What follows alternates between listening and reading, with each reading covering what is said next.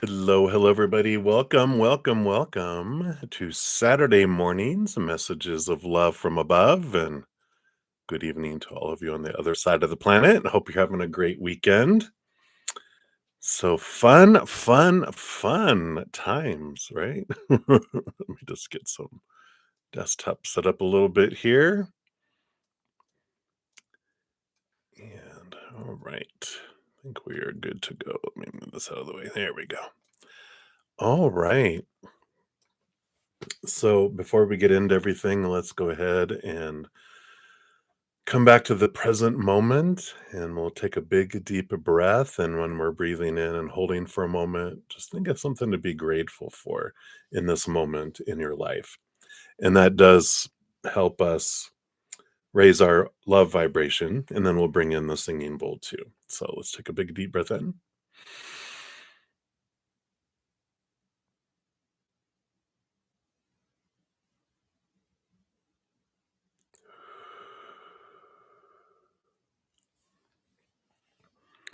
And as I hit the singing bowl 3 times, we just let that love flow into us, fill up our minds and our hearts, our bodies, our energy fields, our cells, and then flow out to the world, doing whatever it wants to do out there to help raise the vibration of the collective and the planet. So here we go.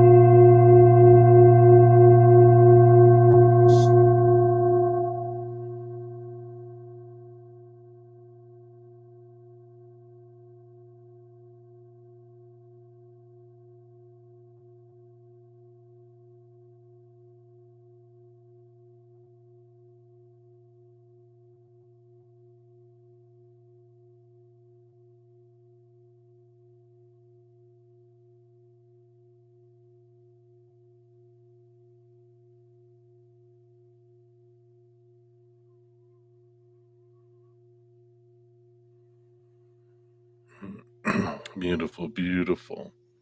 Thank you so much for joining me in doing that. Put her back here. All right. Welcome. Hello, everybody. Good to see everyone. Hope you're having a wonderful weekend full of amazing moments. And so, welcome back to all of my friends and tribes. So glad to have you guys here. I love your thirst for spirit and your huge hearts, great senses of humor. And if you're new to my channel, welcome. There's always room for more love and more laughter. So, welcome. Real quick, how the free readings work. We do go down in order, first come, first serve, down the chat. The chat is the list. There's no special list. You just put your question.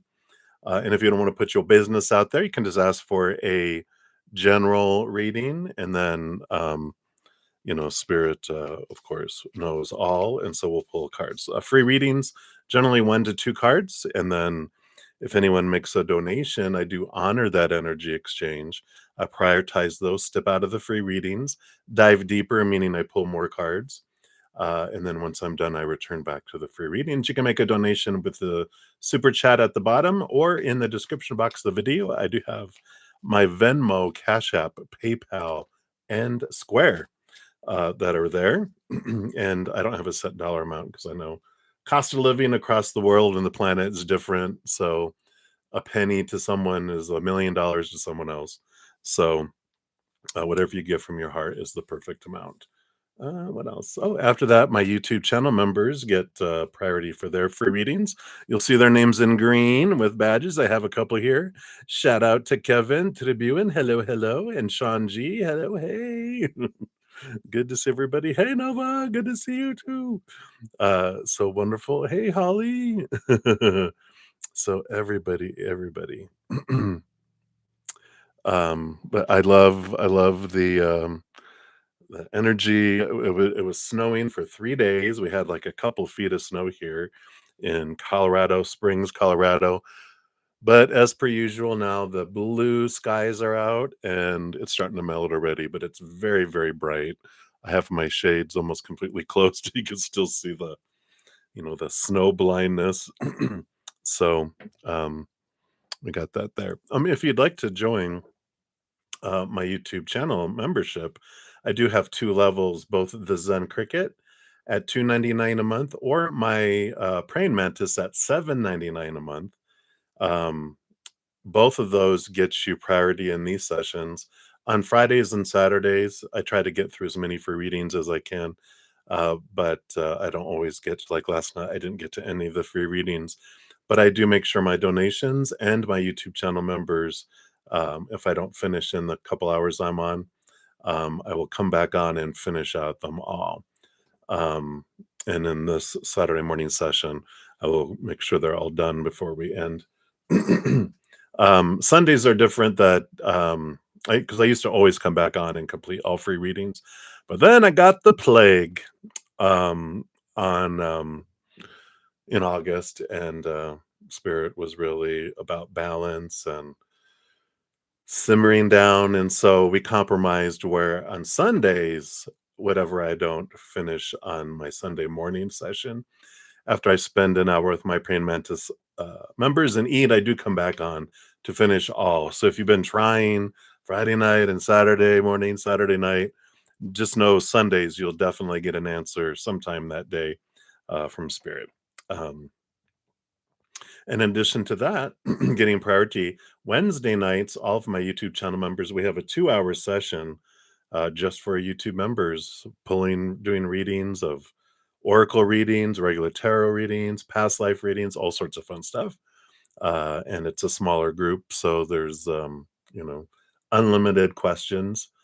And then Thursdays, my Praying Mantis members get an additional 2 hour just for them. And then also on Friday and Saturday night, after those sessions, we have an hour. And then Sundays, after we have an hour for Praying Mantis. So, and we do a bunch of stuff like we're reading a book about what is the name of it?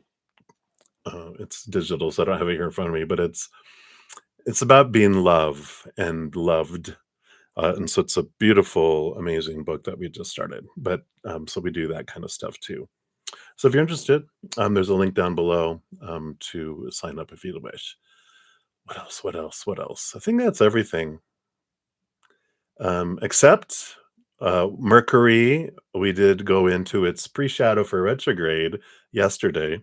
No, don't panic, don't panic. We're all good. um, It's actually the Monday before Thanksgiving, the 25th is when it goes full retrograde for a couple weeks. But we can use the most of Mercury retrograde and any of the retrograde energies because we're in retrograde with its pre-shadow and post-shadow half of our lives. If we look at charts, I didn't know this, so many planets go retrograde every year for a big part of the year. So we're like in retrograde most of the time. So ugh. But it's a great time. It's like the tide is coming in, so you don't try to launch a boat. You spend that time mending nets and scraping the barnacles off the boat, and it's about you can use the Mercury because Mercury's around communication and transportation and stuff. It's about re-editing and bringing things up that already exist, not starting new things, but there's a great editing energy. So if you're writing a book or you have an old project you put on the shelf, now's a great time to bring up old stuff. And sometimes you have people return back from the past too. So you just never know. So So just be aware of that. There's some energy there that's going on. You made a harmonica song. All right. Look at you. Expanding, expanding. I love that. All right. So let us get started. I am going to be using this tarot deck today. It's Craft Cards Tarot, which is a regular tarot, but it just has some different coloration on it. So I was drawn to that to use today. I tried using a new software program last night where you could see the cards and I could switch screens, but I noticed on the video afterwards the audio was off. It looked like it was fine live, but for some reason when it records onto YouTube, it's like it doesn't match. The audio either is I think it's two like a couple seconds later. So, it's, interesting. So, I'm not gonna use that today 'cause it's not like watching the old kung fu movies on Kung Fu Theater on Saturday mornings when I used to watch it. They'd be all, it's like, "No, don't do it." Alright. So let's get into it. Uh, I'm glad you guys have a good sense of humor. Okay, so Nova, you're up first. So we've got 5 from Nova. So we'll dive into those, and then we'll jump to Holly, and then, to Jeep. So thank you, guys. Let us jump in there. So your first one up here, Nova, and thank you for all the multiple donations here. Number 1, you want messages from Kurt. Also, recently you started singing again. You feel like your style's changed. Your voice has, way more clarity. You wonder why that is, and think because maybe you're actually trying. Well, we'll take a look here. We'll see what they have to say here. All right. And, I don't feel oracle for this one. Interesting. Let's take a look and see what he has to say here. He usually likes the oracle. Today, he's all about the tarot. 3, 2, 1. Okay. Sometimes there's a message in that the cards, the way they come out. So, I like that here we've got the bottom of the deck, we've got the 6 of Cups, which is it's about childhood, and, oh, that's funny. So, when I first read your question, I thought, that he was joking. He was like, "Oh, you hit puberty," because in guys especially, like, the voice drops, the voice changes and all that, and so there was, like, a little joke, there evidently was something when he was living about, his voice changing, and so he's, "Ha ha ha, ha ha ha, you hit puberty." Too funny. But the Six of Cups is about childhood, which is funny. But your voice is changing and developing and adapting as your body is altering physically too. But I feel like there's more to that with the 3, 2, 1 that's coming in here. So we'll do that. It's not funny. Crack me up. So the 3 here, let's see what he wants you to know here. Yeah. Yeah, and like you said, you've been trying here. Let me see if I can hold these up together. So you got the 4 of Pentacles, and the 4 of Pentacles is this stability in the outside world.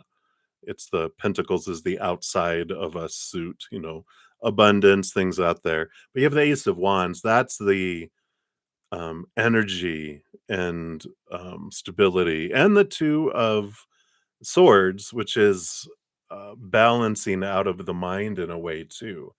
So I just with these 3 cards coming in together, I do feel like confirming what you're saying is you're you're having more of this solid.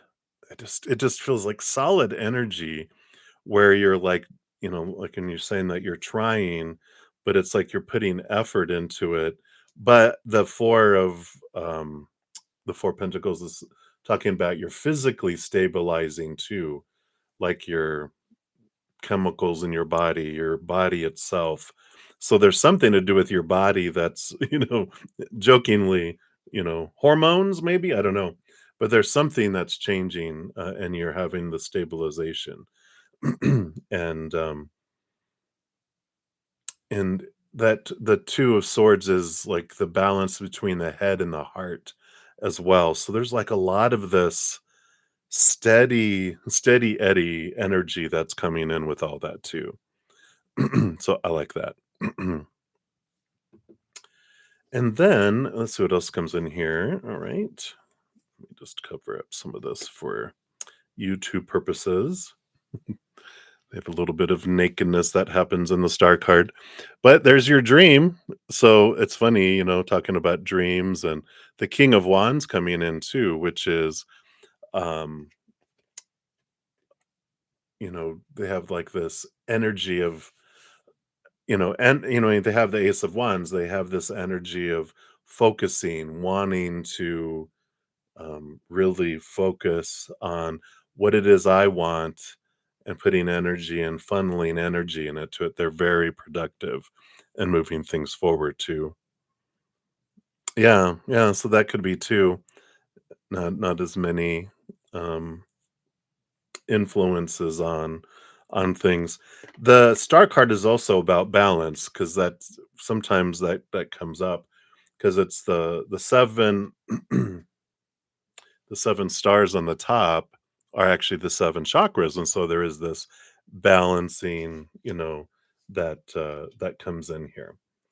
Um, so again, this effort that you're putting in and the balancing of things coming out, it's like echoing, and it happened, and now you've really been, focusing, and there's this development that's coming in, and this awareness of your dream, and that's something when we have, like,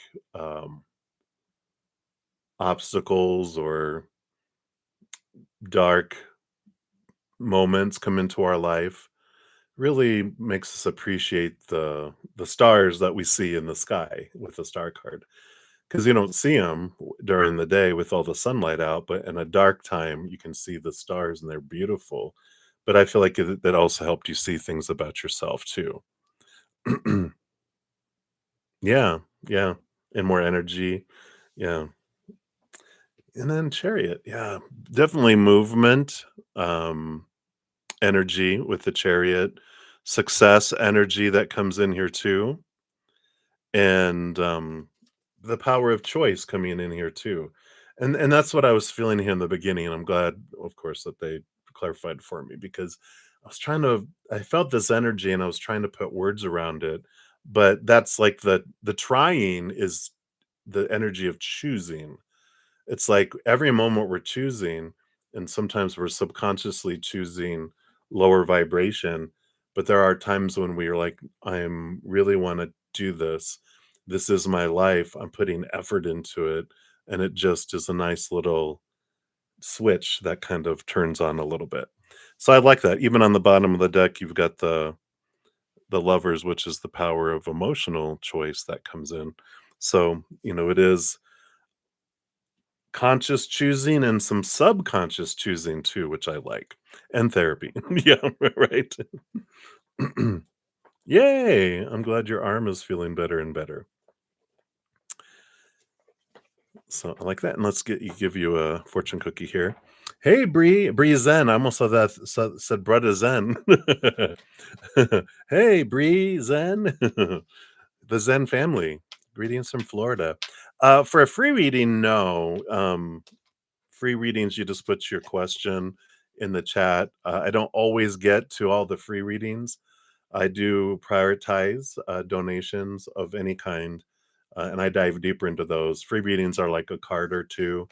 Um, so I don't always get to that. And then there's if you want to donate, you have the super chat or in the description box of the video or other ways to donate.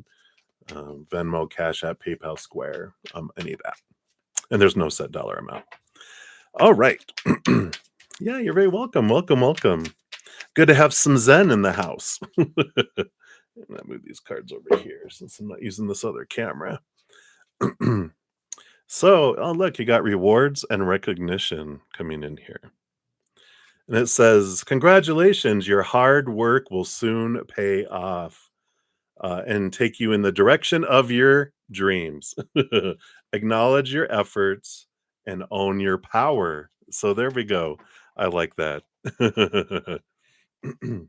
So, that's great. Um, so right in there, it's like rewards for the effort you put in, and that's like what these cards were saying is your choice. You're making movement, you're making changes, you're choosing, you're putting extra new effort into it, and you get a reward for that, and it does do that for you. So I like that. So that is it for the first one. You're writing in your mini journal a poetry songbook. Oh, great, very good. Absolutely, Bree. You'll be on the list where you're at now. And if you want, is it a general reading or do you have a specific question? If you just a general reading, that's fine what you put there. But if you have a specific question, you can put that too. All right. So I'm loving that. All right. So that was number one. And oh, wow. And I didn't even read. What does Kurt want to say in general? Maybe something in relation to your music or your dreams. Well, both of the cards star card with dreams, and this card, your last card talked about dreams too. So without even reading that far, he knew. He knew. He already read it. That's good. All right. So thank you for your additional donation. We will jump into number two here. And so you would like messages from your spirit guides. What do they want to say and tell you want you to hear? Okay. So what do they want to say and what they want you to hear? Okay, very good. All right. All right, got it, Bree. Thank you. All right. So let's take a look see. Look see, look see. What do your spirit guides want you to know? Let's just sit in their energy here. Woo. All right. Got all my hair standing up on my arms. I know my energy was changing this week too. So something either in my own life or in the spiritual realm has been happening. Of course, with our news of our little drama of presidential elections, brought a lot of different energies, but it brought me to a new place too. Yeah, clear headed, right? And just like there's something higher going on. All right. I want those. So let's take a look here. So you have the Four of Wands coming in here. This is joy, celebration, gathering. So first of all, I feel like they're saying, um, remember the feelings of joy. Remember that joy is your natural state, and you have this within you. And I like that. Underneath that, you do have the Empress card. There you go. You know, you have to show yourself everyone's here, which is, you know, creativity and expression too. It's interesting. Something about some sort of gathering, and it's fun. I like that they're giving you um like a vision of the future. They're like playing music at an event, like at a wedding, at some sort of gathering where people actually hire you to play your music and just music. It's almost like how some people play piano, at a restaurant and people are like eating and they hear it, or someone plays a flute or something at a wedding, but they also have guitar where it's just playing, music, and it's not singing, but it's not necessarily background music, but it's to help fill the silence. Yeah. And I like that. I like that energy of that they're like, yeah, you can um see yourself, see that in your mind's eye, um, and I like that. So let's see what else they have here.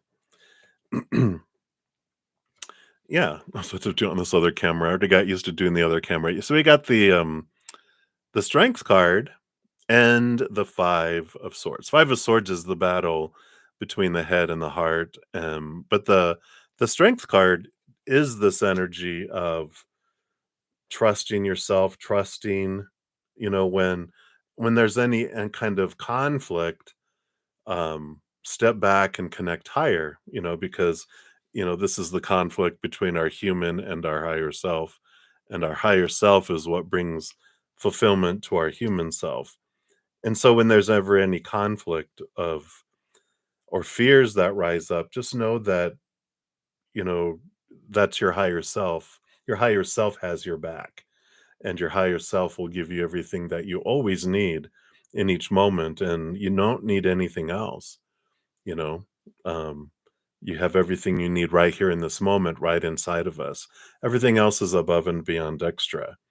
And so as you go out on adventures, when you kind of adjust your energy to be grounded in that, because we can get sucked out into the outside world, humans that we are, hoping that, I hope people are okay with what messages, like for me, messages I give. I hope spirit doesn't abandon me, in the middle of readings. And I'm like, I don't know.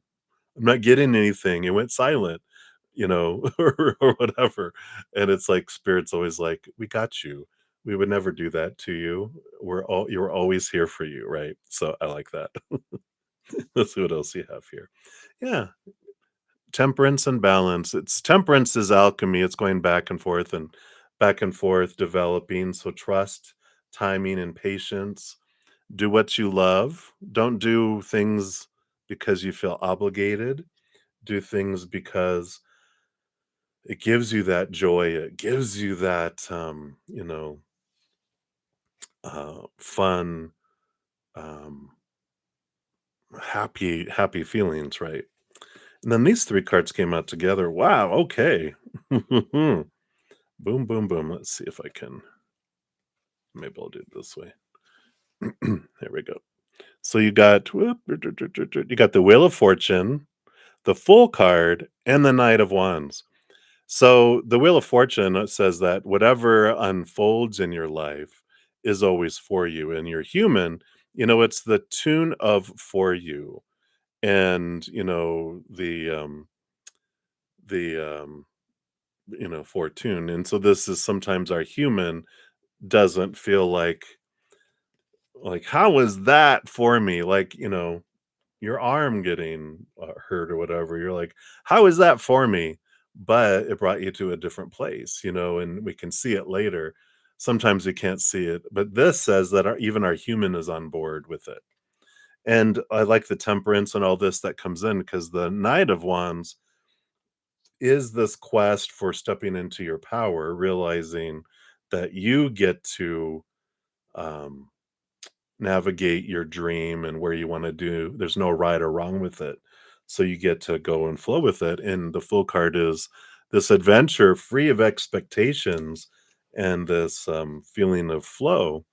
And so that's what I like about, they're showing you possibilities of the future of, being at an event, playing things for people, and, even having a family member say, "Hey, I want you to, play at my wedding," and, or my, at this gathering that I'm having, or, it's like that kind of thing that comes in too, right? So I like that for you. You said you reckon at a bar. It could be at a bar. You think Kurt's right about a second puberty where the way you talk is different, more gentle. Yeah, less brash. It's a evolution for sure. You're trying to do a headstand and failed. Well, don't do it with your hurt arm. Oh, is that how you hurt your arm? And then you also jumped a fence yesterday to go to McDonald's. Oh my gosh. All right. Well, don't hurt yourself again. All right. Yeah. All right. Well, let's take a look here. Let's see what your fortune cookie is for this one. All right. Yeah. And you got jump in. That says, you're being asked to take a chance and give whatever you're questioning a try. The stars will never all align, and just the right way. Sometimes you have to take that leap anyway. This is that time. So, yeah, definitely stepping forward in your life. I think you got that before too. I like that.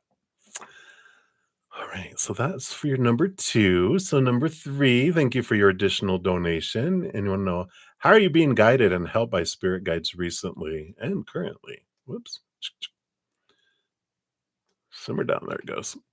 You've been hella depressed and stressed at times. It almost feels like you're being comforted or hugged. Maybe, you don't know, just feeling, oh, yeah, yeah, definitely supporting you. But let's take a look here and see. How are you being guided and helped by spirit guides before and currently? All right.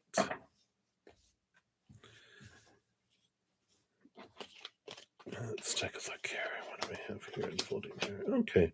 Yeah, I mean, we got the page of wands and the two of wands. So the page of wands, they'll give you energy, they'll give you love energy, which can, we can feel that through our energetic body, can express itself as emotions, like that feeling of being hugged and being surrounded. They can drop thoughts in our head. Are there any thoughts here? Well, they'll help balance things with our the king of cups is the balancing of the head and the heart. And they'll help if we're freaking out, they can help bring, like, um, comforting energy, but then they can also bring thoughts and beliefs, or old memories into our mind, so they'll contact us mentally, emotionally, energetically, and then they'll give us things in the outside world too. Um, so you got the King of Pentacles and the Seven of Pentacles, and so especially when um, things seem to be, this is like a patience card. Last thing that grows on the fruit tree is the fruit. And looking at, they allow you to see here too your work. That's one of the things that doesn't come up a ton. They're stopping and they're looking at, reflect back, see how far you've come, look how strong you are. Excuse me. So they will also, um, show you, um, like, good reflection of how far you've come in on your path, even with the full card coming in here. There's this childlike energy that comes in here, and here's the joy card coming in, remembering your joy. They will try to bring things across your path. They're very, very capable of bringing people and things for us. They don't meddle in our free will, but because our higher self is up there with our spiritual posse, um, you know, they have permission from our higher self to do some certain things, like, have a certain song pop on the radio, or us come across, an old CD if we have it, or a song on our playlist or whatever. Um, or if we're watching something, they'll have a song or something be said. There's a lot of ways that they can just, when we get on the other side, we're just going to be blown away for a moment until we reconnect about how much they actually did in our lives and put things in our paths that we didn't even pick up in our conscious mind, but our subconscious did. And sometimes we'll have situations where we'll just suddenly feel different and we don't know why. It's because there's some subconscious stuff that was happening. Maybe we saw something and we didn't register, oh, that's comforting, but inside it was comforting to, like, our little child, or things that are going on in there. But they definitely are around us 24 hours a day, bringing those things in for us too.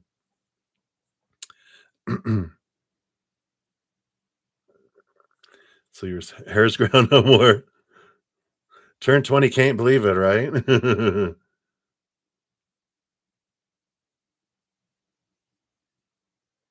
Yeah. Isn't that amazing? You're really seeing that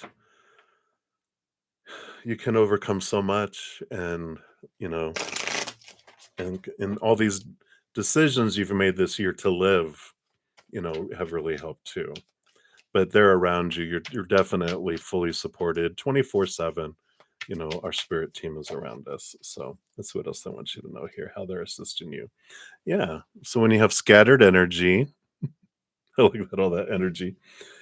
So sometimes you have too much on your plate and you lose focus, and this can make you feel exhausted and overwhelmed.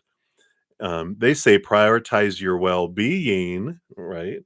And create a new plan. And so I feel like this is how they help you too. They help you rein in your energy, and they let you become aware of those things, um and they'll bring up, um like I said, they'll close doors that are not for us, and that has us go, oh, it must be this door that's unlocked and open and inviting. So they'll help us along a lot of those ways here. But if our energy's scattered, they'll bring things in too. They're reminding me, it's funny. Used to work I worked for a summer at a dog kennel, and I learned a lot about dogs from the owner. He was a master kind of trainer. He would help people train their dogs, and so he knew a ton about them. And his little, it was called dogs. Wait, dog's best friend bed and breakfast. That's what it was. Instead of God's best friend, it was dog's best friend. But he'd have tons and tons of. He'd put them all in these pens outside together to let them get some fresh air and stuff. And they weren't allowed to bark because of other neighbors and stuff. But like hot air balloon would be coming. All I had to do is get like this empty milk can that had some pebbles in it. I'd just shake it.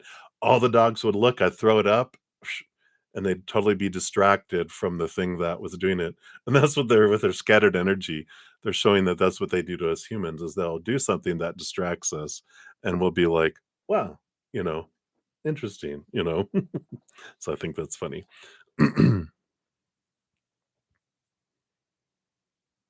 Yeah, I love that, Lori.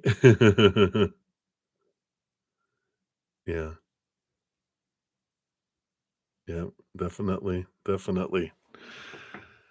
I agree. All right, so what's number 3? And then number 4, thank you for this one. So,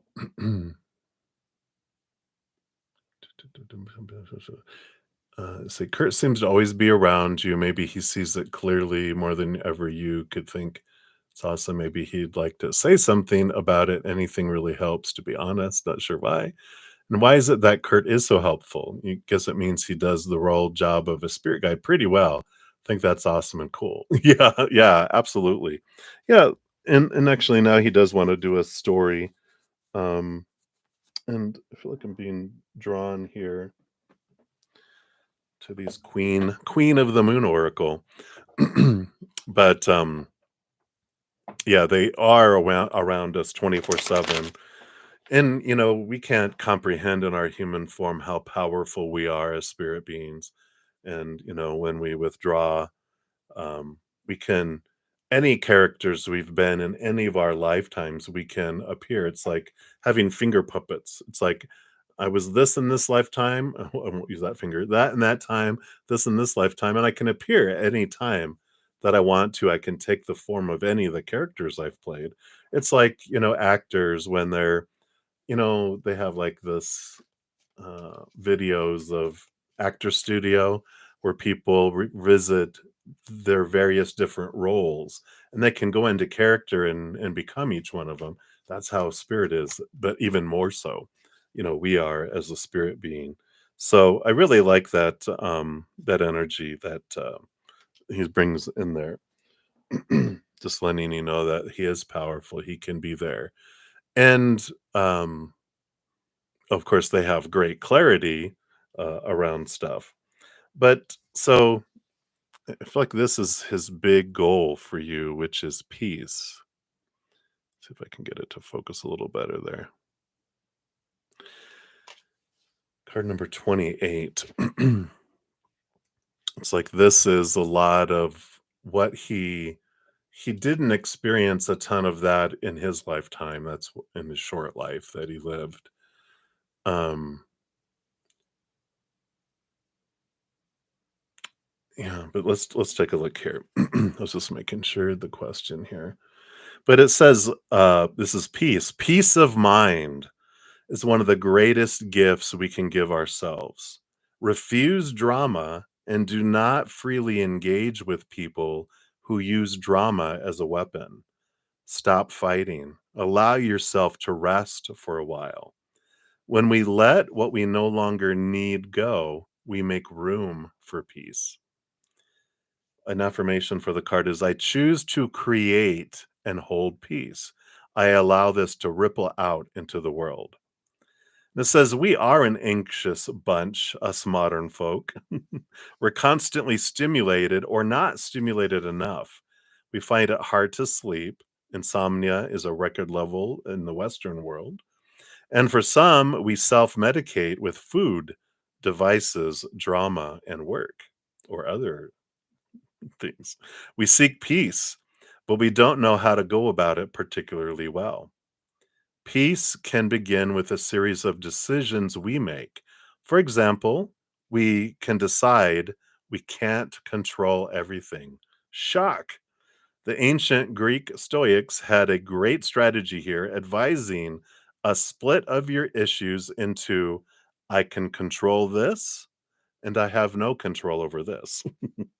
Think about the most pressing and worrying issues you have right now, or the situations that are giving you the most sleepless nights, and then break them down into pieces and place them under the correct heading. Be honest and discerning. What you'll find is that most of your situations or issues are under the second heading of, I have no control over this. The Stoics advise that the things listed there deserve no more of your attention because they are actually out of your control. Wow. However, the things under I can control this are important, and you must action these in the best of your ability. These are those things that you will influence and where you will glean the most change. While this seems a simple system, I promise you, it will give you far less to worry about and instantly more peace. We can be more focused and mindful about what we are doing in real time. We can place ourselves deliberately in sessions in quiet, beautiful, and peaceful environments. We can learn what for us brings our body rest and peace. We can choose to not do the head miles of worry. Worry is, after all, chewing gum for the mind. Not really nutritious in any way, but something to do. That's great. When we let go of what we no longer really need, peace floods in, taking us up this old space and healing it. And a companion stone is amethyst. So if you have any amethyst, definitely that can help with this piece. But I feel like that's like one of the big goals is to help you understand where true peace comes from. So I like that. Let's see here. So if you were to open, say, if you were open to anyone about your life, you'd be honest about your life. You don't really care, and humans got, yeah, okay.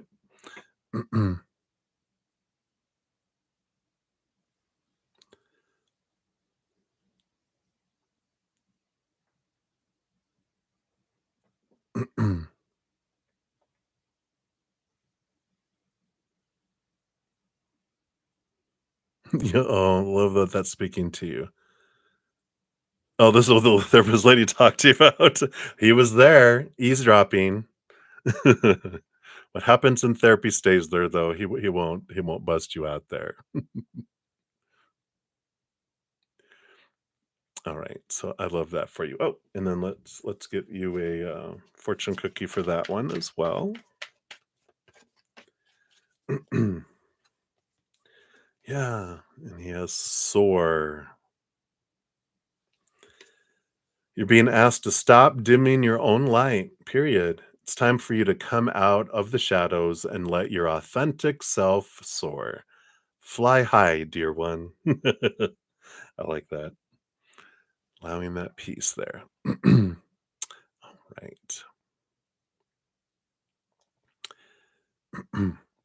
And then for your fifth one here, thank you for your multiple donations. I'm so grateful. Um, so you want to know, what does Kurt want you to know about therapy and how it's been going for you? Well, that's funny. That he's like reading ahead. He lets you know, hey, I'm there, and this is great. Evidently, does he see it benefiting you and helping you? You remember asking Kurt if he'd attended therapy with you and wondering if he did, right? Let's take a look here. Yeah, definitely.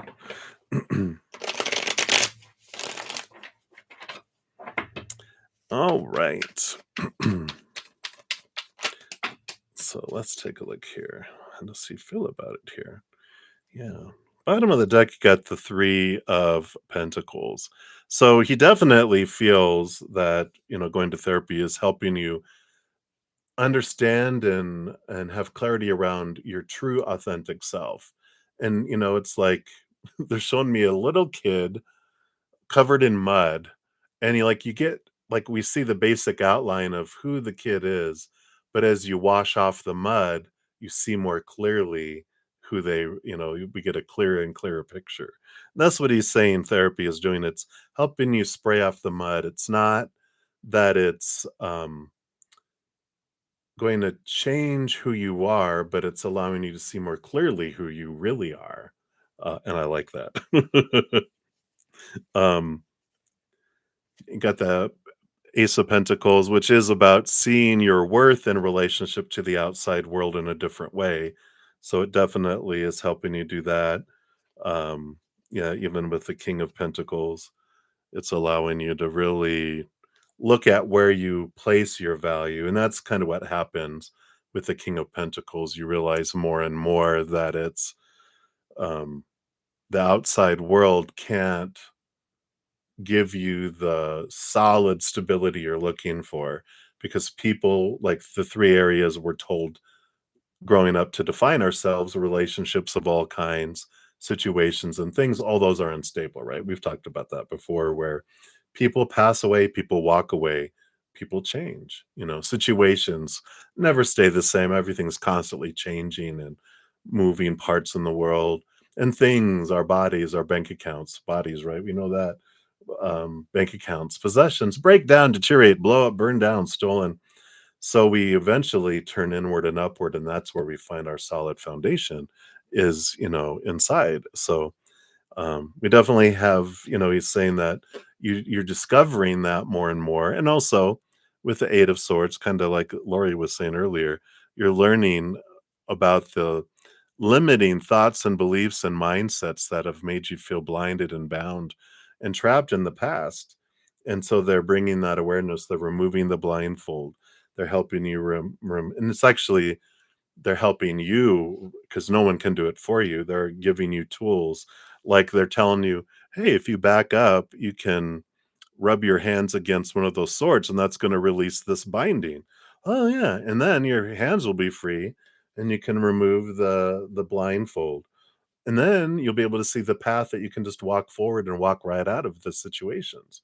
And it's like, wow, so they're giving you tools and awareness, and also helping you get your power of choice back, realizing that um you know in the situations of life, each moment just happens, it just is, but we create our own stories, we create our emotions, we create our energy, we create our physical actions. A lot of it, we're getting a lot given a lot of opinion growing up around what something is supposed to mean, how we're supposed to feel, the energy we're supposed to invest, the actions I'm supposed to take. Doesn't mean we have to. And when we realize, oh, all those ways I felt, all those stories that I put on situations, I can transform those because I'm the one that put that on there. It's like if you ever have like a Word document that's password protected, only you can get in to change stuff. No one else can. And I love that for you. Yeah, absolutely. Yeah, you feel so much older, right? Yeah. Oh, I love that.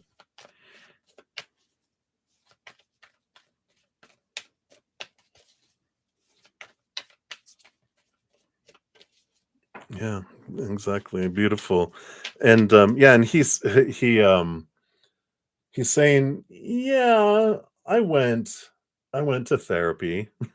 And I feel like once, twice, whatever, because he was always traveling and doing different things, and I feel like it was mainly because he was married, I believe. I feel like it was with his wife. She was like, "You need to talk to somebody," and he would do it for her, but when you're not doing it for yourself, you're like, "Uh-huh, uh-huh, alright, time's up, gotta go," you know? But, that's why he was like he sees when you're on the other side, you see the possibilities of life and the life that you've lived, and he was like, that could have been so much more of a tool for me," and so that's why he's encouraging you to do that. Yeah, and so resolution. Oh, ow. um, whatever it is that you've been struggling with is about to be resolved. So he is saying that the therapy does help. Remember that resolutions don't always happen in the way we hope or want, but being able to move forward and start fresh always brings relief. So that is everything that therapy will bring for you. That's why he nudged you in that direction.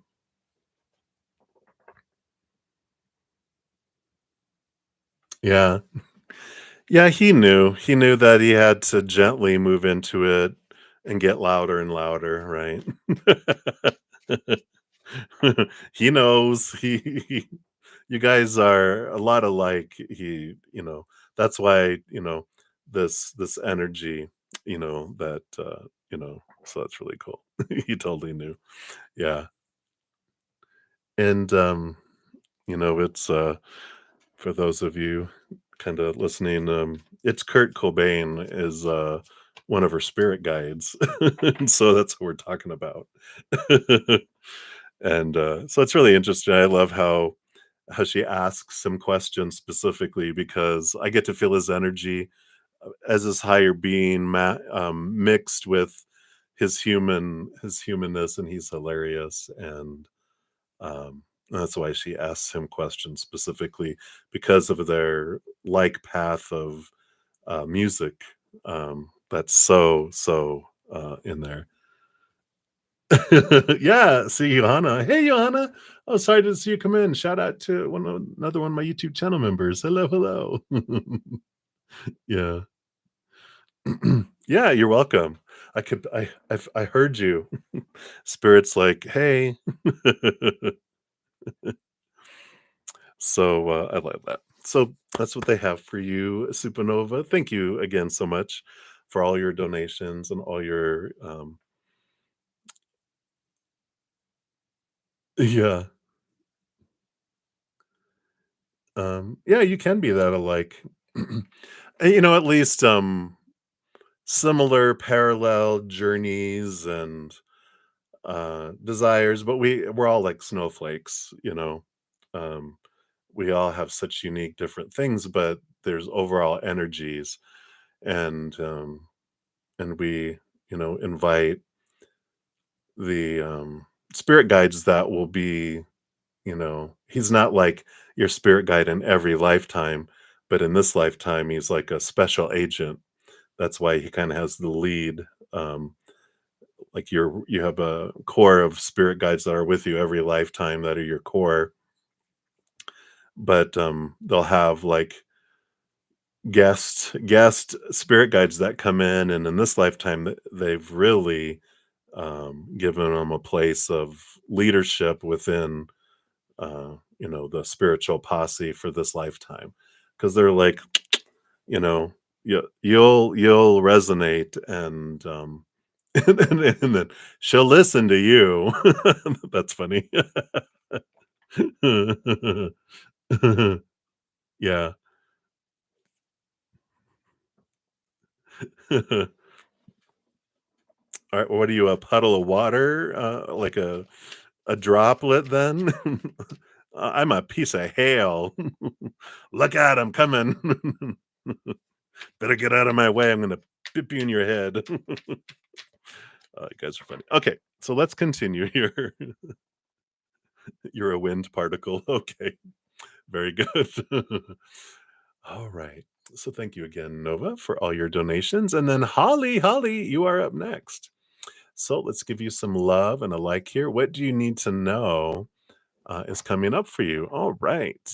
Let us take a look here. What do you need to know is coming up for you? Let me just make sure here. Okay. Hello.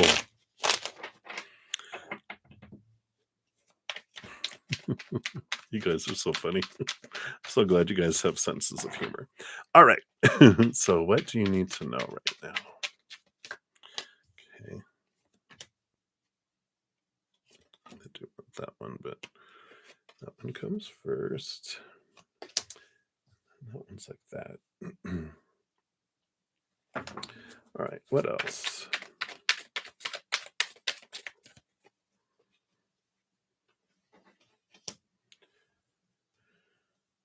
All right.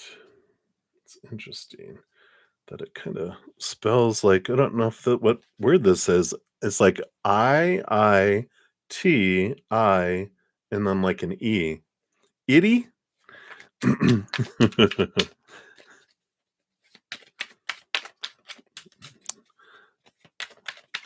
right. Anything else? All right. No, but here's the bottom of the deck. Okay. So let's take a look here. I know, maybe tie, TIE, and then there's two things. Maybe there's a tie between two people. I don't know. Let's take a look. It was just standing out to me. I'm like, well, that's weird.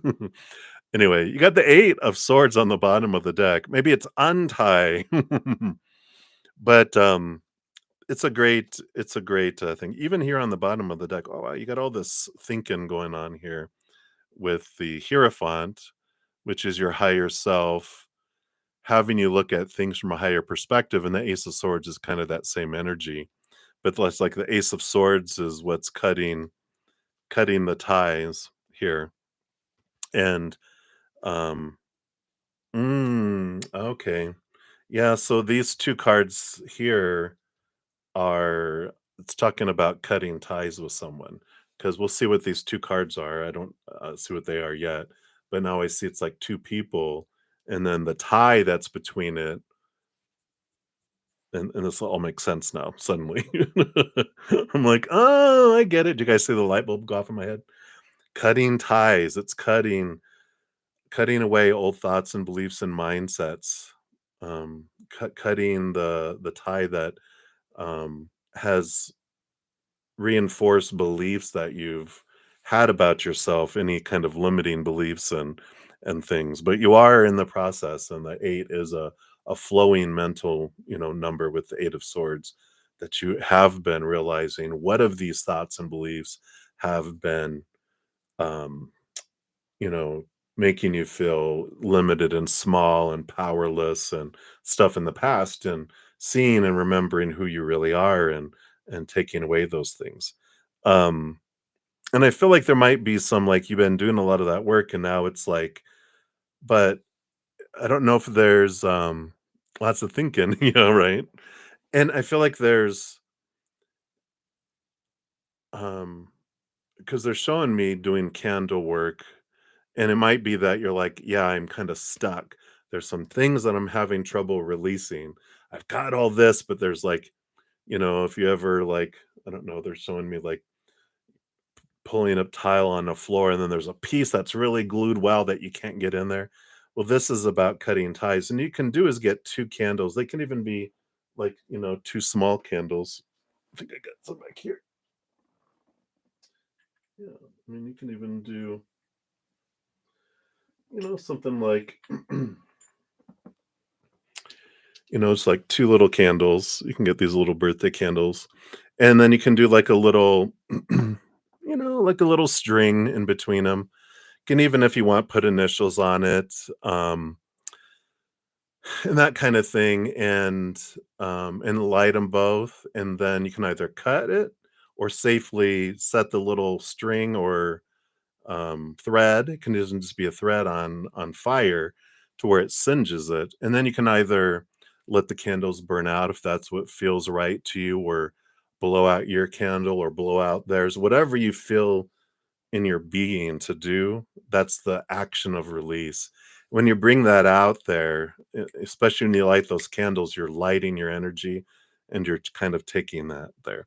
But that's what I feel like breaking the ties is here. Yeah. So, and then the two cards that were by themselves, this is nurturing, Mother Nature, Mother Nurturing, nurturing yourself. And the Four of Wands, and here this is like breaking ties, because here's this. Look at it. You got two and two, and here's the thing in between, and it's cutting the ties of whatever this was here. Yeah, yeah, that would be it. That would be it. Because this is like this would be like a wedding, but it's being cut and it's being severed. And so I feel like that work will help both subconsciously and energetically release these ties that are there. Um, so I like that for you. And then let's see with the T. Whoops, gotta hide, gotta hide her little nakedness there. Yeah, and here's the King of Swords, the master of thinking, the master of mindset, and the Star card. The Star card is like what dreams come true is, and some of what you're kind of looking at, it's this clarity that you're getting around what does a dream come true mean, because we're taught a lot growing up about, you know, opinions of a dream come true is this, and this long list of opinion. Small t truths rooted in fear. And this King of Swords helps cut that away because we're seeing things from a different perspective. We're seeing things going, you know, I thought that this is what I wanted, but now that I look back, I don't want that. I don't need that. It's editing this list, uh, almost eliminating this list, because you're realizing I don't want that many expectations around something, because when we have a long list of expectations, we focus on what something is not being instead of focusing on what something is. Tend to focus on the lack of them, the relationship, even ourselves in the relationship, what we're failing at, instead of what we're enjoying about something. That's what expectations do. Yeah, and here's the I in the word tie. And this is leaving behind old ways of thinking and moving forward, moving from choppy waters to calmer waters. And it can also be a change of dream. It can be that can impact every area of our life. If I could talk, relationships, jobs, education, where I live, what I'm doing. Um, and so the Six of Swords can be movement of mind and mindset that flows out into the outside world too. So I like that. And then the E, yeah, you got the Wheel of Fortune. This does tell you everything that happened on purpose, for a purpose for you. And this is part of you realizing and going, oh, I understand now the mirror that they were trying to show me about myself. Because the things that we see in them, like I talk about sometimes, like three of my exes, they cheated on me, which is only 3 out of the 5. That's not bad, right? But, 3, but I learned, 'cause I really wanted to learn in the slow and hard way and really well, is that I was cheating on myself with them, because I was, instead of looking for self-worth from my higher self, I was defining my worth by them instead. So behind my you can't really do it behind your higher self's back, but behind myself's back, I was, fooling around with them. So it's, this awareness. You're like, "Oh, geez." Yeah, and the Queen of Cups. This is really allowing you to get into the deep, deep, recesses. The Queen of Cups rules over cups. All queens get a second portion of cups, so she's very empathic, very able and capable. Yeah, it's funny, you got the King of Swords, who all kings get a second portion of swords. So that's the master of the mind, and you got the master of emotion coming in here, and it's allowing you to go into great depths of both mentally and emotionally to transform things. But the Wheel of Fortune is a very beneficial card, of course. Yeah, and then power of choice too. Really, like we've been talking about, it's allowing you to really get into that place of knowing that um, like a movement from feeling like life is happening to me, which is when we come down here to experience what it might feel like to be a victim of life. And oh, why is this happening to me? Why did they do this to me? That to me transforms to for me, like it did with like, why are these people cheating on me? Why are they doing this to me? And then through shadow work and from a place of peace instead of plotting revenge, I was able to see, oh, yeah, this was happening for me, and then even asking, "Why did I want this to happen for me?" Taking power and, responsibility over my choices for my life, going, "Okay." And it's very empowering, it's transformational. So I feel like that's, what they want you to know, right? That's all they want you to know right now. Let's see here. What's your fortune cookie? Alright. Alright. This is the one. Yeah, here we go. I love these cards. They are like magical. Walk away. You're wasting your precious energy on something that will not bear fruit. It's time to turn your attention to things more aligned to your soul's purpose. So I like that. That's the cutting away, walking away from the ex, knowing they did their thing, they did their purpose. And this cutting the ties, it's like there's always a little glimmer of hope until we find love again. That maybe, what if, possibly, will we reconcile? Will we get back together? When you do this, I'm cutting the cords. I'm burning this candle to the ground. It's like I'm releasing it, and that allows that further movement forward. It's that last tie to be broken. So I like it for you. Right, so that's what they got to there for you, Holly. Holly. So thank you again for your donation. I appreciate that. All right. And then Jeep, you are up next. So thank you for your donation. Let's give that a love and a like there. All right. So Jeep, your ex is begging for money and you get angry. Does she really need money? All right, let's take a look here. You're very welcome, Holly. Fun times. It's a freedom. All right. And hey, maybe Jeep, you can do the breaking of the candles. You're like, I'm gonna do that. the the breaking of the the chords. Let's see here. Okay, so first of all, let's talk about here. Let's connect in with her need, and then let's look at this anger here. Okay, so well, she believes she needs it. We'll put it that way. We've got the Knight of Pentacles is the slowest moving knight, and they do have this feeling that money in abundance doesn't come in fast enough, right? Page of Wands does represent, with this combo, with this question, that, the bottom of the deck, she has these beliefs that bind her. So she's got limiting thoughts and beliefs and mindsets that, you know, have to do with her worth. Because the Knight of Pentacles is also the quest for self worth. And with these thoughts and beliefs that bind her with this Page of Wands, it's like this want, this need of, I need more so that I can feel like I'm more.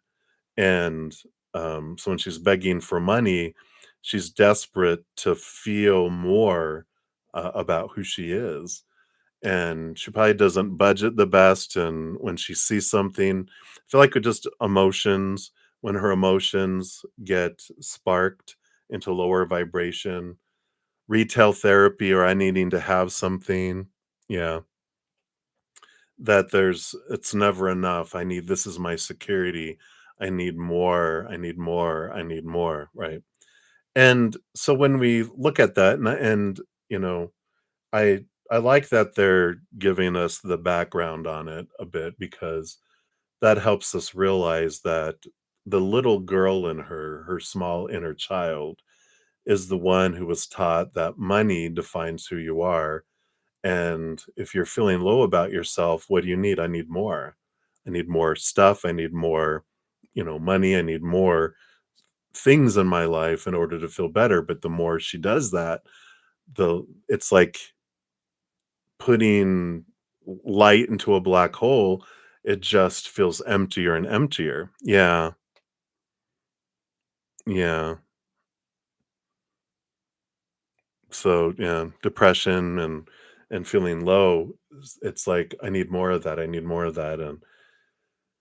And so she wants it's just that desire, I need more, right? And so that's where it's coming from. I don't know. I mean, do any of us really need more money? No, we could probably do a whole lot with less, but we're all taught, I need this and this and this and this and this and this, right? And when we realize how much, I've talked about my journey. I mean, I was a IT in well, a manager. I'm not an IT expert, so don't ask me about IT, but I managed people in IT. I can manage people. But I was that, and I had my condo and a nice car and money in the bank and all this stuff, but I was unhappy. I wasn't living my dream. And when I sold my condo, I sold my vehicle, which I never thought I would, because mindset, people without cars are losers.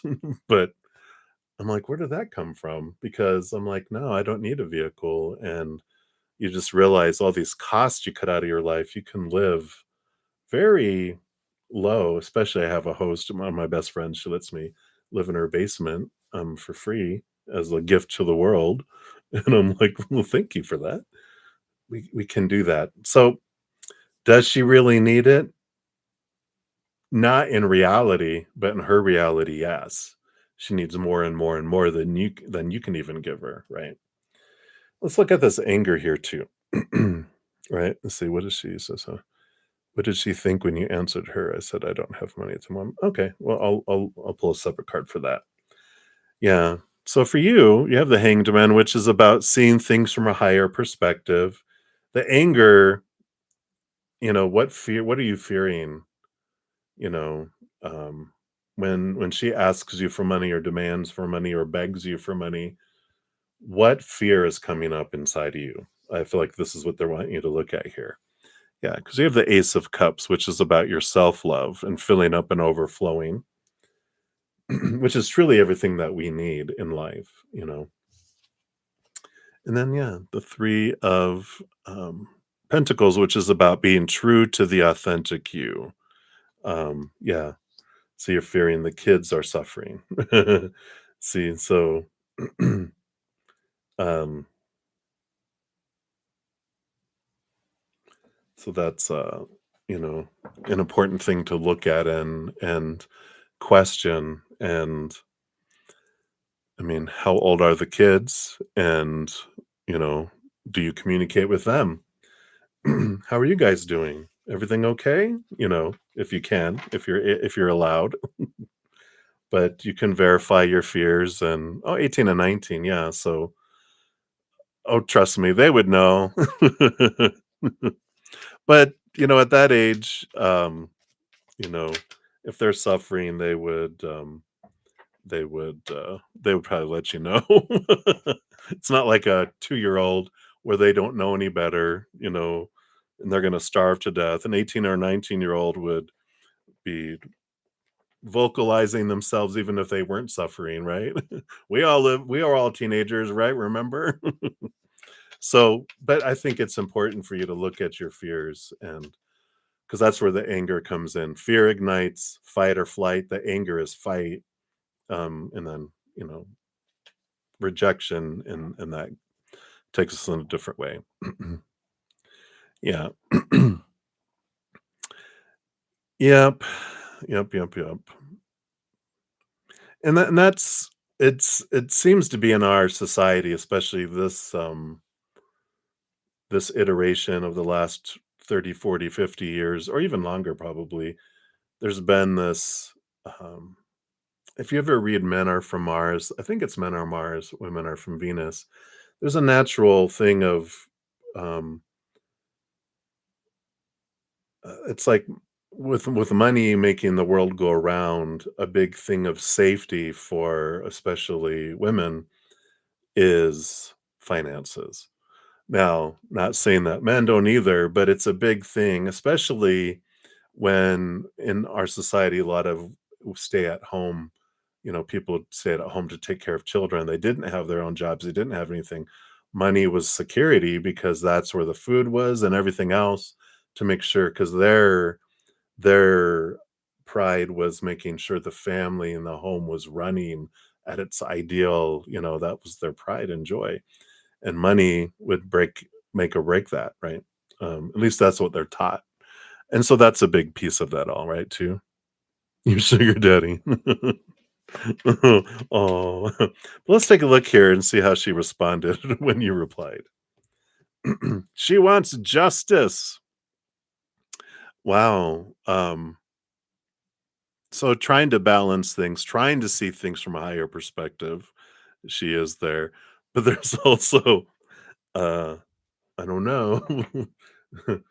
She might have, I don't know if you guys have some sort of legal agreement, but she was thinking legal, the justice.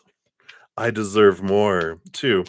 And that's the whole thing, when we have no idea what's going on inside of her brain, of how she's defining herself by everything.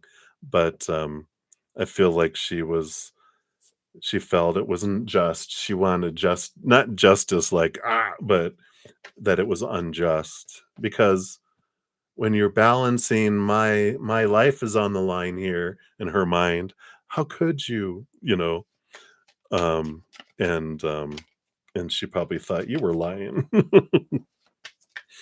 She was like, but when you're like, I really just don't have it right now. I would if I had it, but I don't, you know. Let's see what the fortune cookie says. Yeah, courageous heart. So it takes courage to follow your heart, especially when the path is unknown. Your heart knows the way, trust it, and let it lead you to your destiny. So follow your heart, let your heart lead in the situation. And I like now that you can maybe look at it a little differently, that, okay, this isn't about she's trying to do something to me. It's like someone who feels like they're drowning and they're panicking. And so they're reaching out, yelling for help. And you're nearby and they're trying to grab you. And you're like, oh no, you're going to drag me under the water with you. I, it's like, they're like, save me. And you're like, I can't swim. And they're like, do it anyway, you know. So I like that. Yeah. Oh, well, yeah.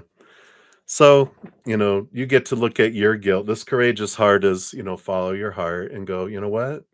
I I don't, you know, it's not out of you're not deciding out of fear, you're deciding out of from your heart. And you're like, okay, you know what? I don't have it right now. I'm not lying. I don't have it right now. So, um, you do what you can. And you honestly, lovingly tell her, or not, do lovingly. How about cordially telling her, I really don't have it right now. Um, but if I get any, I'll let you know. So, all right. So that's what they have for you right now, Jeep. Hopefully that helps. So, just know look at your fears. That's where the anger comes from.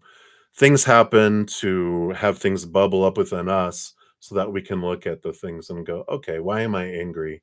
It's me getting angry. It's not them making me angry. I'm getting angry over the situation. What's triggering me? What fear is there? Usually I ask myself 4 questions when I'm getting riled up. What am I fearing? What are my expectations? And that's small t truth, right? That's fear. We're doing fear. What am I trying to fix? What am I trying to control? When I realize those things, I can come back to me and go, I can only do what I can do. I can't control everyone else, and so it helps calm the beast within. All right. You're very welcome. Many blessings to you. All right. And then Johanna, hello, hello. Thank you for your donation. Let's give that a love and a like here. And your name will pop up in green so I can find you fast here. Zoom, zoom, zoom, zoom. Kurt Cobain, okay. The wind flake, I'm sorry, the wind particle non-snowflake. Sorry, I don't think did you put a question in yours? No. So Johanna, if you are here, still make sure to pop your question down below and I shall return to you. But for the sake of time, here, let me take a quick screenshot of it just in case I don't forget. All right. So NY, you are up next. So thank you for your donation. Whoops, let's give that a love and a like there. And you want to know why haven't you heard from P? All right. So let's take a look here. Why haven't you heard from P?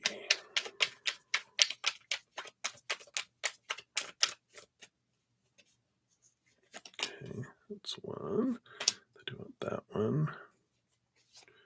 Do want that one. Those two. 1, 2, 2. Let's see what else we've got here.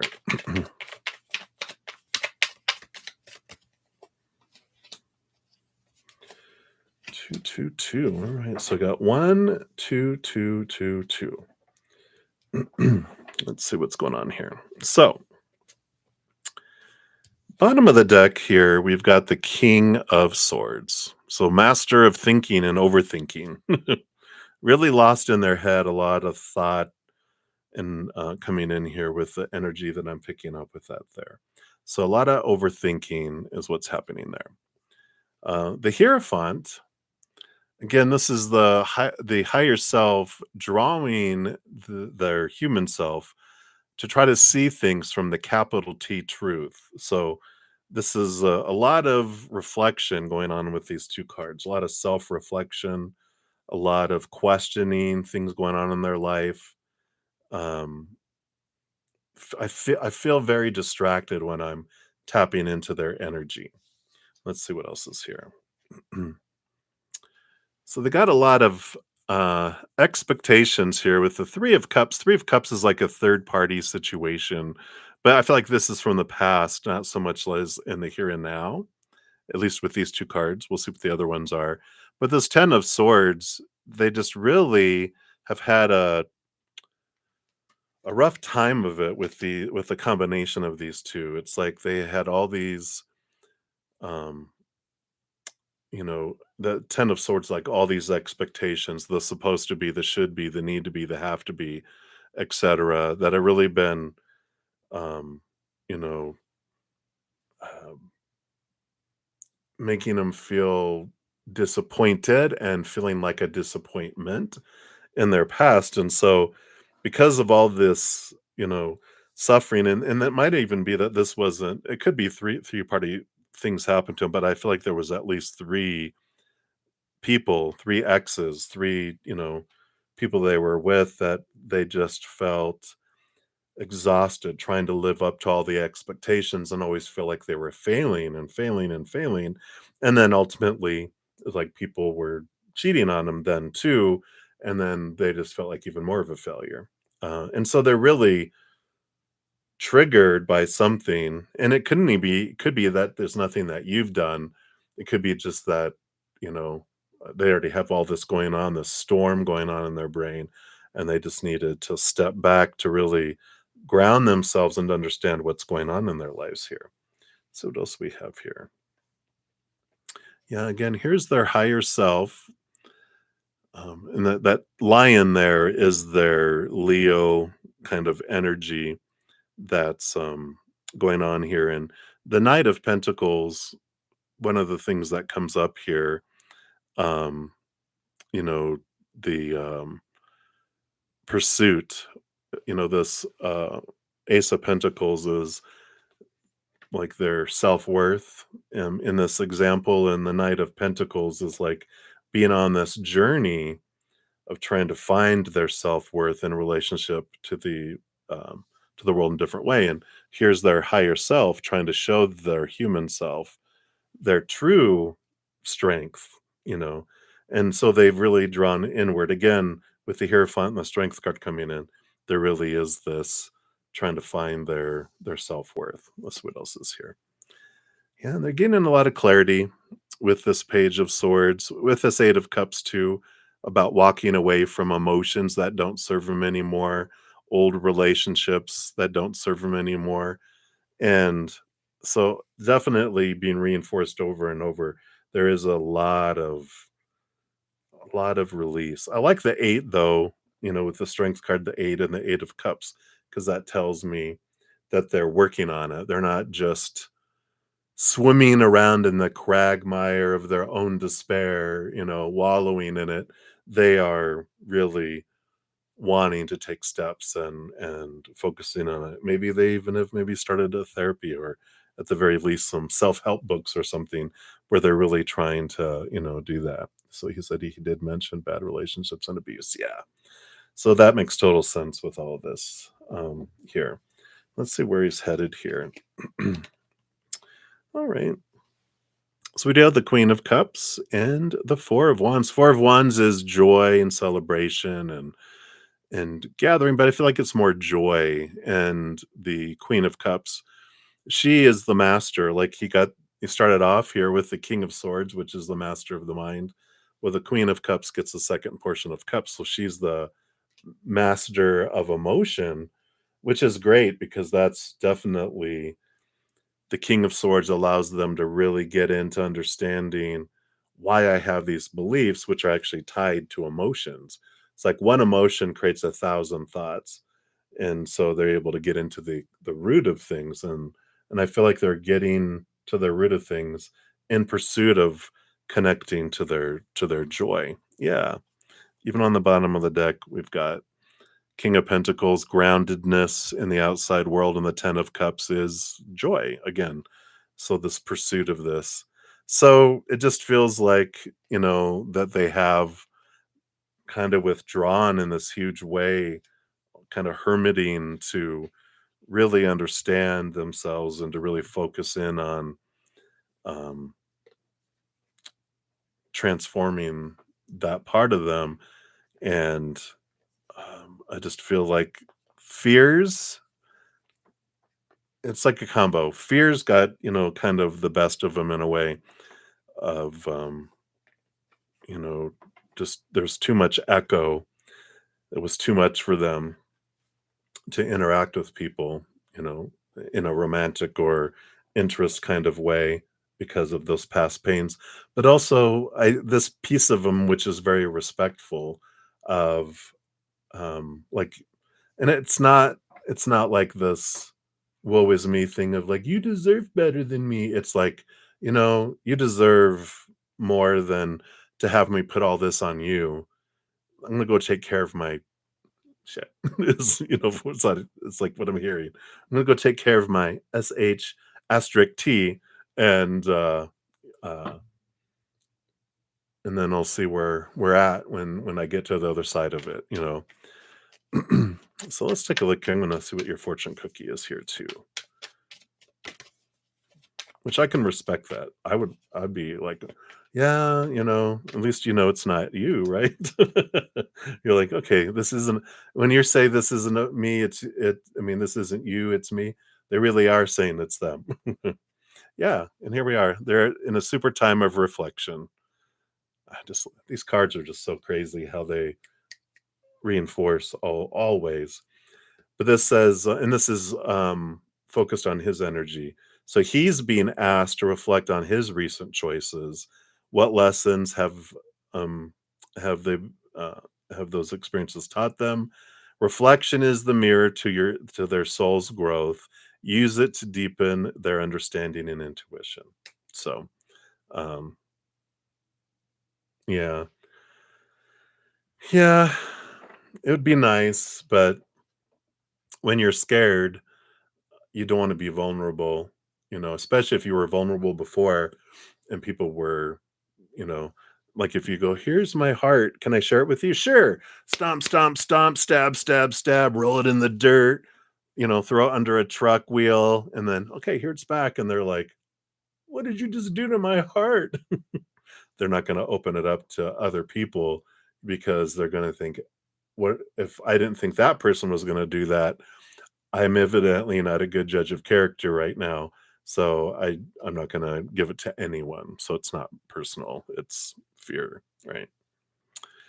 So, what you can do is send love. I mean, if you care about them and your heart aches towards them, there is, I have a little video on heartache and what we can do, and I'm gonna throw it down here into the so just a little video of a series that I had called Take 10 with Zen. It's like 10 minutes or less normally. But it talks about how you can send energy, to someone. And if you feel heartbroken, I'll throw that out here too, just in case anyone wants to watch that one too. Because I have heartache and a heartbreak. Heartbreak is when what we're feeling because inside of us because of a situation we've experienced. And um, the other one is when we feel someone out there is going through something and we want to help them, but we don't feel like we can. That's the heartache versus, heartbreak. So, oh, very good. I'm glad you enjoyed the series. You're like, already saw them. I'm like, all right, great. All right. So, thank you again so much, NY. Appreciate you. And thank you for the donation as well. So, hang in there. All righty. And then we are down to sunshine. Love, hello. Let's give you some love and a like there. Thank you so much for your donation. And want to know what are Bryant's current feelings towards Whitney? On your Whitney. Okay. Towards you. All right. Let's see what's going on inside Bryant. All right. Oh, very good. So you pronounce yourself Nye? Or is that New York? I'm just kidding. Hey, sunshine. All right, so let's take a look here. Bryant's current feelings. Let's tap in, see what's going on inside. Bry. All right. I'm sensing goofiness. See a goofball? All right. Little kid in a man's body. Is he a fire sign? Maybe. All right. So we've got the Queen of Pentacles here. And so the Queen of Pentacles is Mother Nature, Mother Nurture, and that kind of self-care kind of energy. But I also feel like this is how they see you as someone with a huge heart, very much a big nurturer. Sensuality there too. Um, Groundedness with emotion below the surface too. Oh, Sag, okay. Yeah. So I like that. But he sees you as a very, nurturing, comforting person. So I like that. I like that energy coming in there. And then let's see what else we have. So we got the Two of Wands. And this just kind of tells me that their energy changes from moment to moment, which makes sense with Sagittarius energy. they're almost have like this ADHD kind of um, personality. Not all of them. Although my dad, he's Sag, he has ADHD. My host, she's ADHD and Sagittarius. I wonder if my other friend is too. Now I'm thinking about it, I'm like, huh, maybe it's not ADHD, it's just their energy. They just like they run on two tracks all the time, and it's always um so let's with that in here. Yeah. And they have the Eight of Cups, which is about, walking away from emotions that no longer, serve um um serve them here. And so I do feel, and this doesn't have to do with the feelings towards you, it just has to do with kind of this what they're going through right now. It's like on one of their railroad tracks, they're leaving behind emotions and they're having like emotional release with people, like have had enough, and it's kind of evolutionary emotionally. It feels like, you know, um, letting things go, and then they bounce back and like, oh hey, and you're like, where you been? And it's like, um, dealing with some stuff, but it's like their attention span, um, multitasking. It's not multitasking, it's jumping back and forth, right? Like you said, in and out, right? So,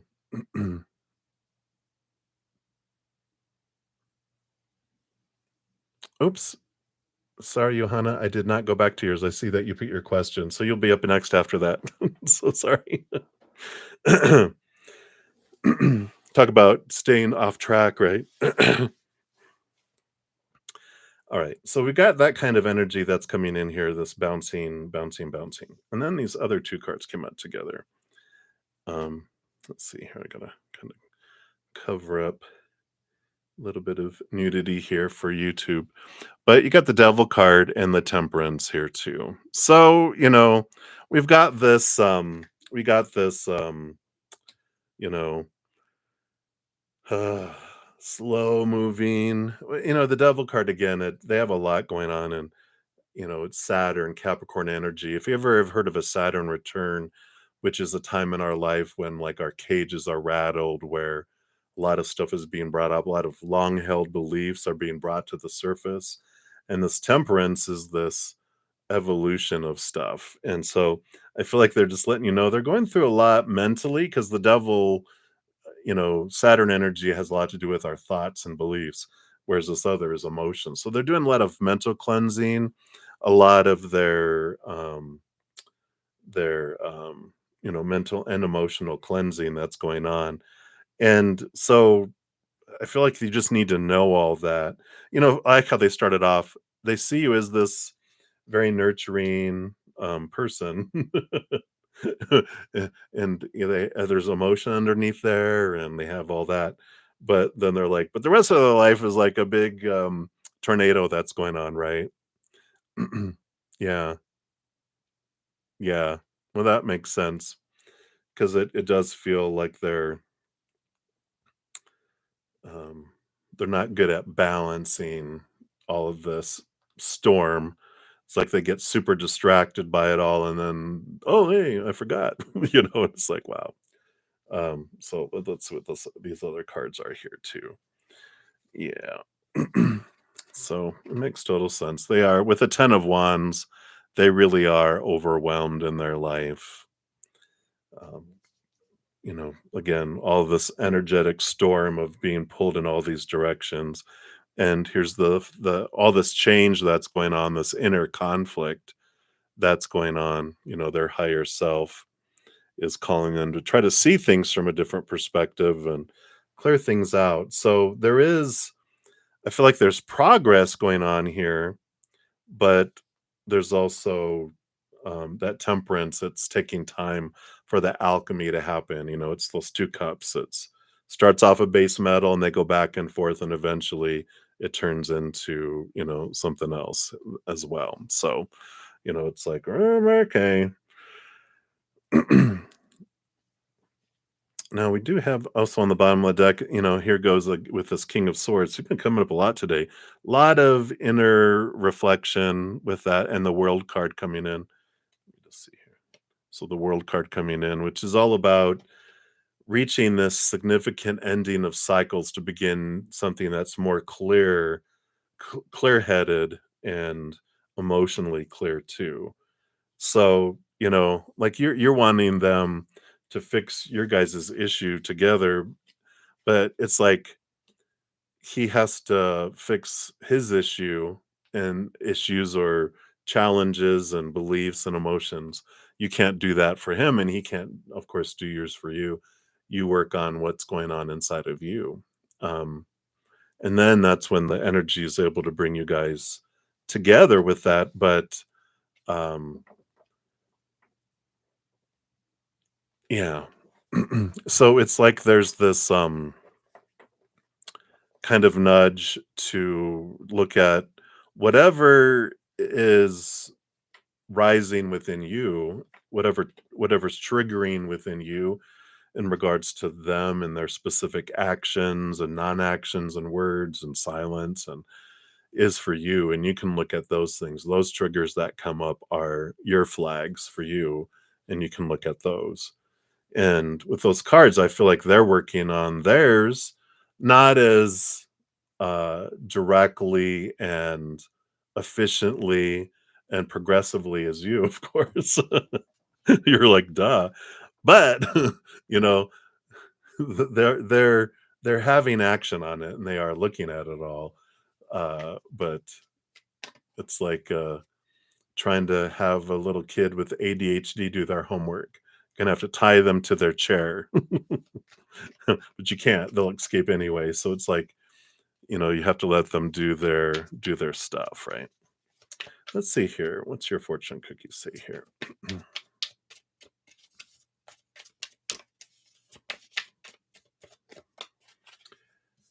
All right. Yeah. Abundance. It's an interesting card to get with all this because it has this energy of gratitude. You're being asked to open to abundance, to believe that you're deserving of it, and to believe that it will flow to you. This is the first important step toward receiving it. Breathe deeply and trust that it's on its way. So this gratitude, this, energy of, looking into that, that's like, I am, I also I'm getting 6 of Pentacles energy, and I share this every once in a while.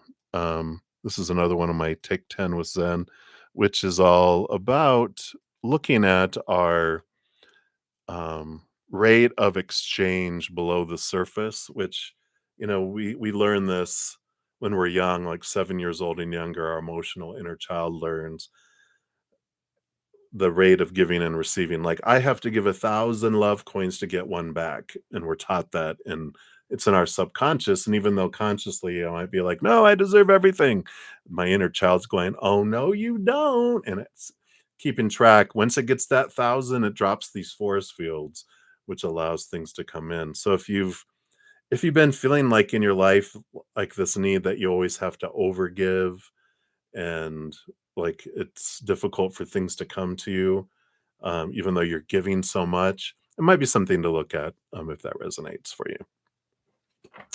All right. So that's what they have for you, Sunshine Love. Thank you again for your donation, and hopefully that helps a little bit. All right. So, Johanna, sorry so much for bypassing you. I saw it and then it came and it went. There you go. So there's your question here. And then we'll bounce back for Nova. That'll be oh, actually, I did get a Cash App donation.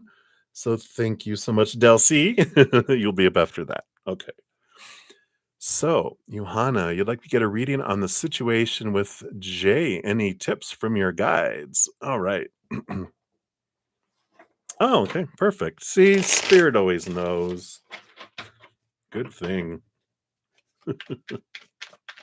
All right. So, a reading on the situation with Jay. Okay.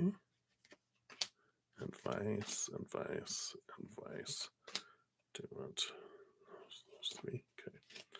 And sorry, Shanji, I just saw you too that you asked. I hadn't gotten to any of the YouTube channel members yet. And um Aisha, you said your questions always left. So just to give everybody an update, since how far am I in here? About an hour and 45 minutes in today. Um, I do honor donations first. I honor that. That's how I make my living. So I honor that energy exchange. I prioritize those. I step outside of those. And then my YouTube channel members, they pay a monthly fee to be in my YouTube memberships. I have two of those.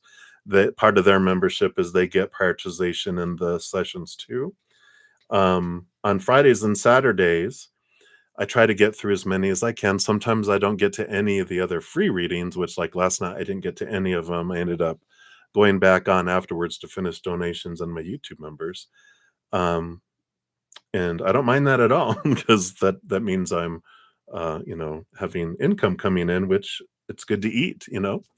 Um, but if you want me to get to your reading, a donation of any kind will make sure I do that in each session or becoming one of my YouTube channel members.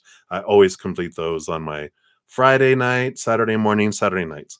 Sundays are a special day where, because I know not everyone has the ability to, pay for donations or pay for, you know, um, memberships and all that. So on Sundays, sorry, when if I seldom get to all the free readings. After 2 hours, I go spend an hour with my Praying Mantis members, and then I eat, and then I come back on and I finish all readings from Sunday. So if you come in on Sunday morning sessions, I definitely will complete it sometime that day for you there. Otherwise, if you try on Friday, Saturday morning, Saturday night, I don't always get to all the free readings. So hopefully that helps. All right. So let's take a look here and see what's going on here. Well, I mean, you've got in the bottom of the deck here, Johanna, you got the Lover's card coming. Oops, I didn't cover that very well. Whoa. But, you know, so that's an important relationship, and it is part of your journey here. This is the energy of this connectiveness that goes on below the surface here, right? Let's see what all these other cards are here. So you got these two cards together. Um, they're really, I know, oh dear. Well, but it doesn't mean that it's a romantic relationship and that we're going to date and, you know, do whatever and get married and blah, blah, blah. It just means that it's an important mirror for you in your life. You're like, yeah, I figured. So you got the King of Swords, Eight of Swords. So they really do show you a lot of your own limiting thoughts and beliefs and mindsets that have made you feel blinded and bound and trapped. So I would say, boy, do they trigger you. Do they activate triggers for you? They're like, here, let me push that button and show you what you want to see about yourself. Boop. And it's like, wow, okay. So that definitely feels like that there. Wow, that's King of Swords. This is so funny. I wonder how these are all going to turn out. So you got the King of Swords helping you. So they represent this bringer of the Ace of Swords to help you escape from the situation. And then they also are the Knight of Cups that helps bring awareness around your self-love to you. Here they're bringing that in. So they're showing you and allowing you to see beliefs and mindsets that normal I was gonna say normal people, but I mean he's not normal, but that other people don't do that within you. There's something about him that just really gets it's like sand at a beach. It gets in places that others don't. I love your spirit guides, just the visualizations. And then you have 1, 2, and 3 cards. Let's scooch these over here because it feels like this is progression. You have this one starting off here. So you got the 4 of cups, which here again, we've got the normal types of relationships. And then this is showing and turning you to your self-love, turning you inward and upward with that Ace of Cups being offered. And then yeah. We've got the King of Cups and the Magician. The Magician is like stepping into your power, showing in your power. And the King of Cups is this balance between the head and the heart.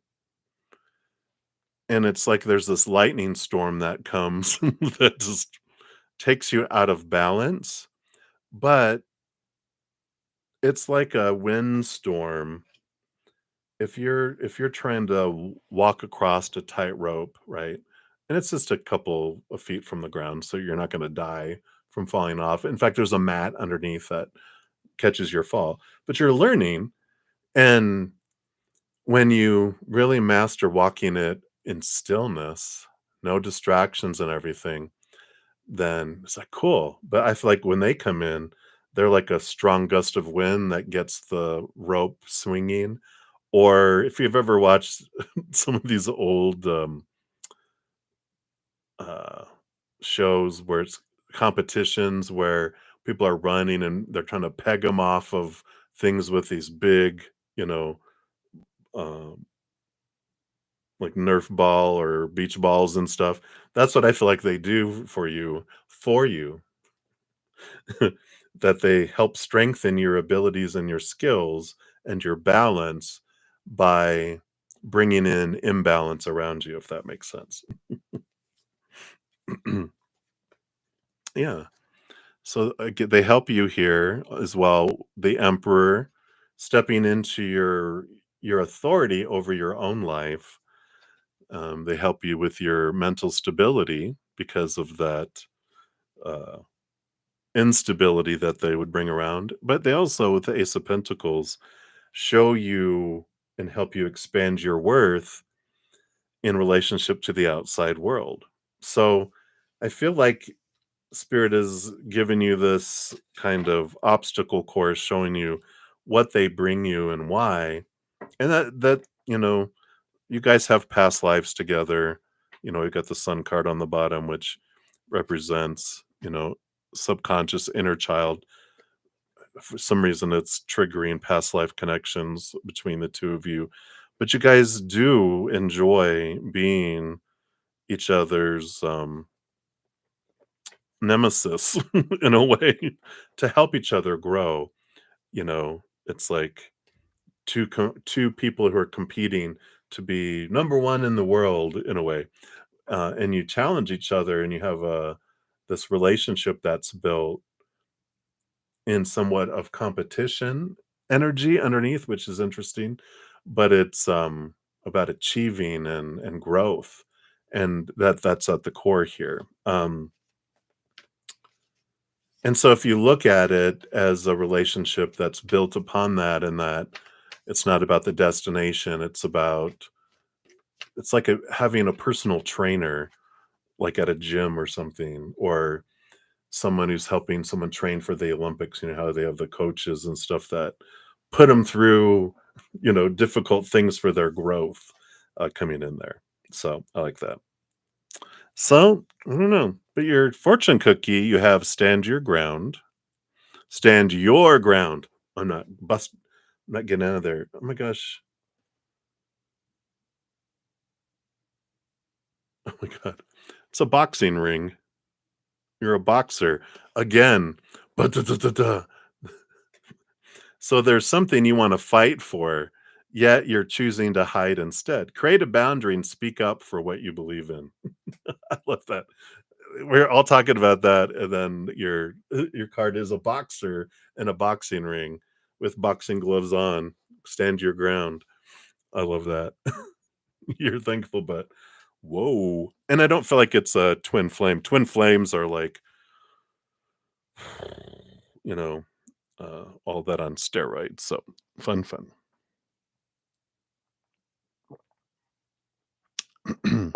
All right. So that's what they got for you there. So many blessings, Johanna. Good luck. All right. All right. And then Nova, we'll circle back to you. And then Delcy, you'll be up after that. Now it'll be it for my donations right now. And then we'll move on to my YouTube channel members. We'll be up after that. Um, and I'm hitting my 2-hour mark, but we'll see where we're at here for any free readings. All right. So, Nova, thank you for your additional donation. If you're still awake, well, even if you're not awake, thank you. But okay. So, you want to know, how have you grown and changed over the past year and developed? What don't you see about it? And what do spirit guides and current want you to see about your own journey and the internal struggles you face? Um, What are you clearing away? What have you cleaned out and made space for? Also, about the songs I could make from the pain and ache of your own life this entire year has been really tough. Yeah, definitely going to be able to really write some amazing songs that people are going to be able to relate to, right?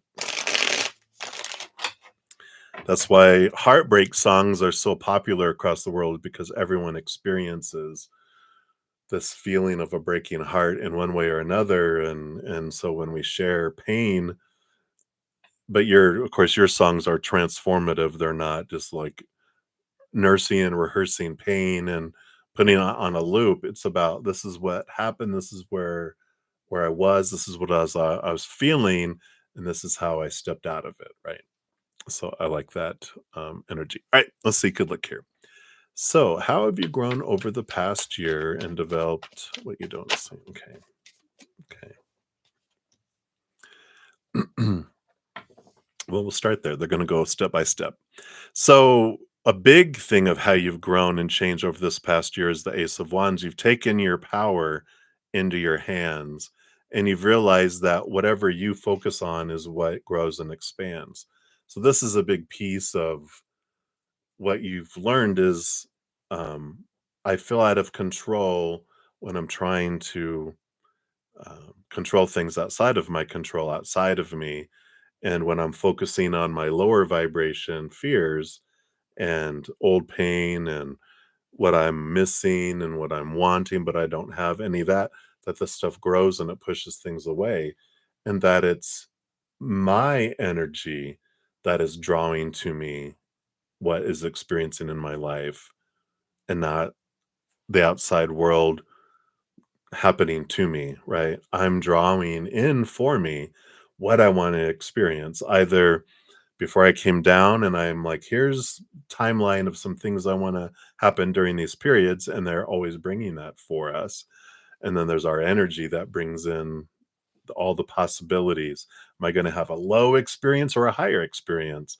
And it can change every 90 seconds, that's, I think it's like 90 seconds is what I read, where an emotion takes 90 seconds from when it ignites till it leaves us.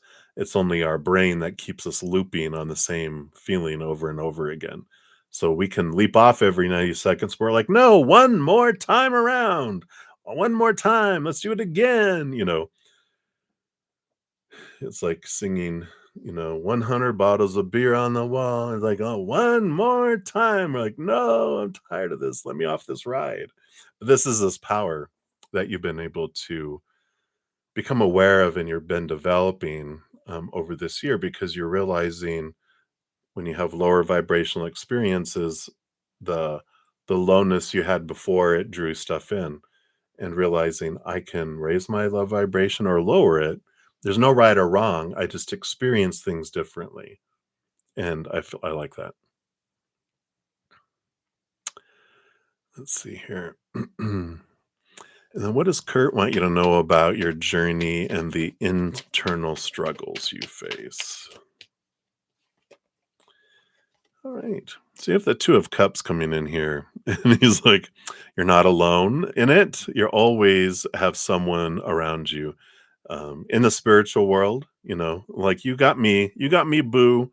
You always have, you know, Kurt on the other side, but you also have your higher self. spirit guides, angels, loved ones on the other side, ancestors, animal guides, power animals. You're surrounded by a host of beings of unconditional love and light. And so you're never ever alone when you're going through it all, even if you're alone in the physical world, and we talked about a little earlier how you even feel them around you, right? Um, and that you're not alone. Everyone, every human that comes down here faces um, tough experiences rooted in fear. One of the things my mom's the oldest of 11 children, and she's lost probably 4 or 5 of her siblings. And when the first two passed, they passed within a year of each other, like around the same time. When the first one passed, it was rough. When the second one passed, really took her into this depression. And she went into group therapy. And this is the thing they're saying here is like when you sit in group therapy, she goes, I chose not to speak at that time. I just wanted to listen. But hearing everyone else's stories made me realize one thing was like, she goes, some of their stories were, oh my God, so much triple, quadruple, 100 times worse than what I was experiencing. And I realized, not to downplay, or to put our different uh, experiences at different levels, because it can feel very big to us, even if it doesn't seem like it to someone else.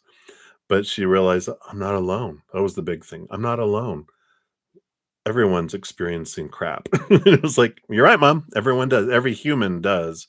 And every human experiences it. And I feel like that what he wants to see about your own journey and your internal struggles is that you're not odd for having them. It's normal for humans to have internal struggle. We're a powerful, supernatural, eternal spirit being made of unconditional love, endless, expansive, limitless. Um, and we come down here and experience what it might feel like to be this little human who feels so limited and small and powerless and triggered by fears and, or skittish, until we step into our strength, um, as we connect to our higher self and remember who we really are. But when we're still not fully connected or, realizing we're having this relationship with our higher self and that we, even see the lion there, that strength that comes from it, then we do have internal struggles. And we learn that through time. And, but I like that they're telling you that there. Oops, sorry. I wasn't paying attention down here.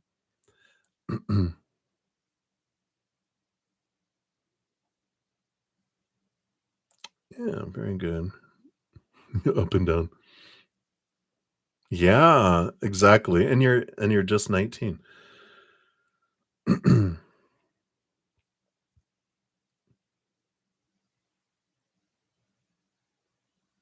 Yeah.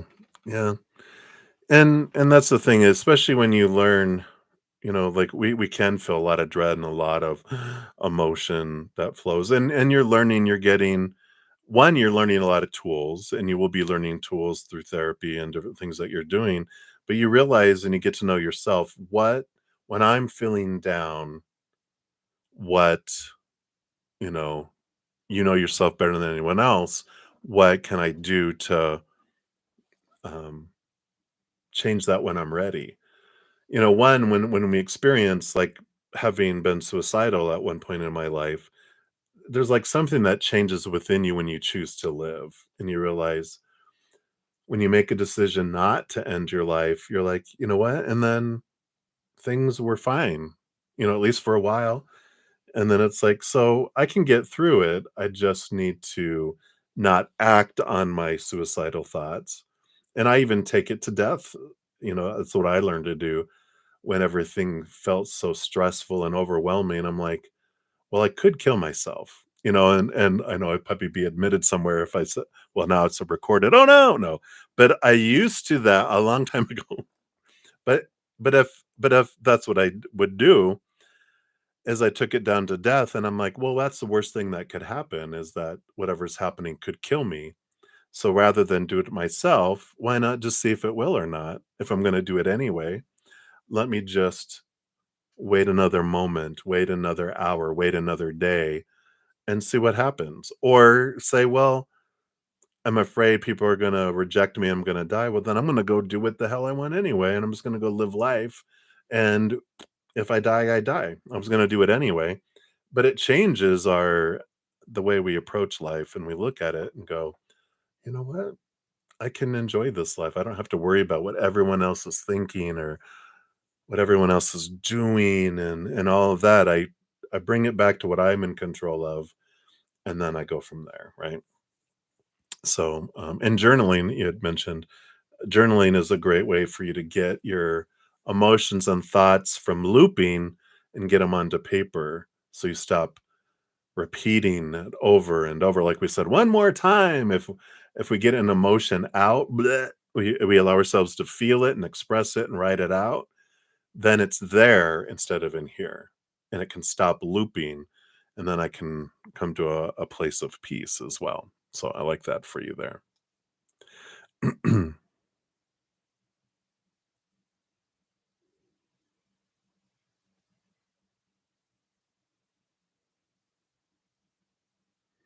Yeah, yeah, definitely feeling supported. Yeah, and right now you feel you need drugs to numb it out, but they'll eventually give you tools to where that'll replace the drugs, because drugs eventually hurt your body. Um, but it's like what we have to do to get through this moment, and then we learn tools. We don't become dependent upon something externally trying to make us feel better. We eventually go inward and find out what's the root, what's the fear that's attached to this uncomfortable feeling, and then I can transform it, and then eventually I can wean myself off of you know non-prescription drugs as well as prescription drugs, when we make actions on it. What are you clearing away? What have you cleaned out and made space for? Also, what are the songs that you can make pain like? Yeah, and we talked about the transformativeness of I mean, everything you're feeling is not unique to you, and your world. Every human feels all these emotions. There's like a core group of emotions, and we all feel them as humans. And we all think, "Oh, it just must be me. Everyone else looks happy." And then we find out, "Oh, wow, you're not. You also experience that stuff?" "Yeah, I do too." You know? I'm like, even this week, I realized I was pulled out into the outside world with all the elections and fear of the future and hope for the future that was dashed in my own little mind. And then I'm like, what is all this about? And then spirit, through a lot of oracle and meditation and journaling, I'm like, oh, yep, I see how I was pulled to my outside world to define things, right? But here you go, bottom of the deck, you got the sun card. So here's your little inner child learning the echoes from our little inner child. That's where all our emotions come from. I love that there are no new emotions. All the emotions we feel and experience are from our childhood that just echo out.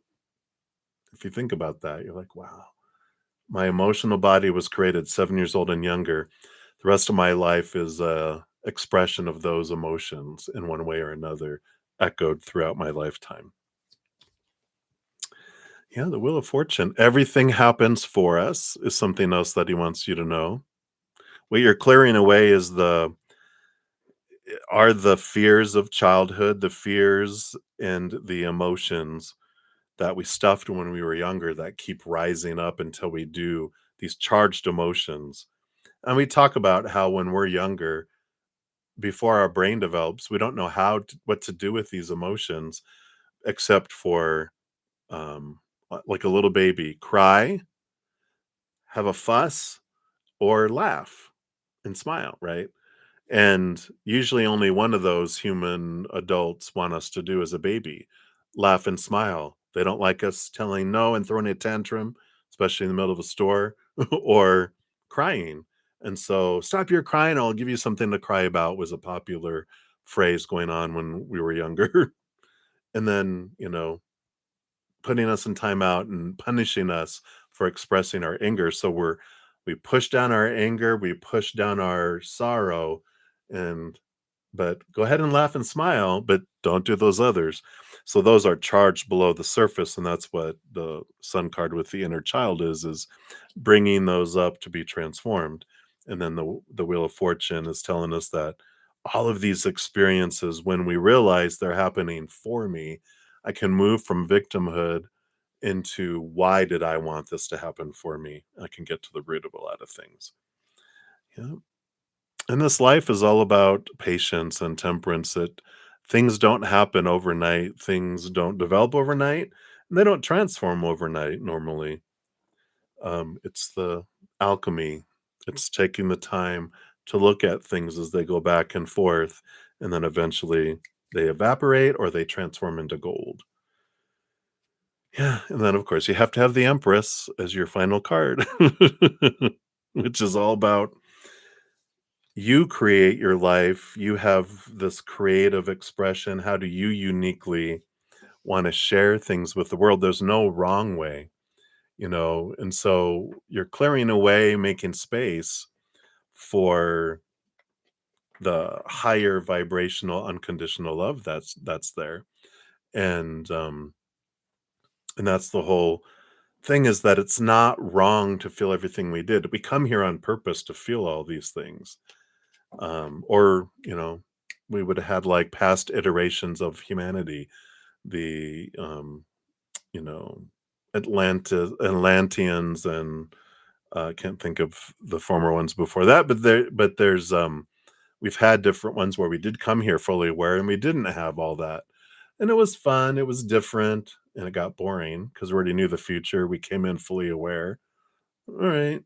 But now this lifetime, we come in so veiled, so disconnected from knowing who we are that we eventually can wake up to it. But the excitement is experiencing all the lower vibration till we're ready to experience the higher vibration right next to the lower vibration. So hopefully that helps.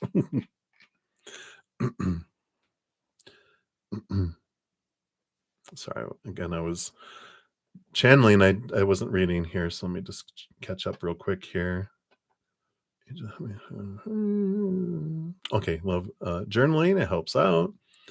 Writing your emotions. Yeah, getting it out. Yeah. Yeah, he said, boo. Hey, boo, I got you.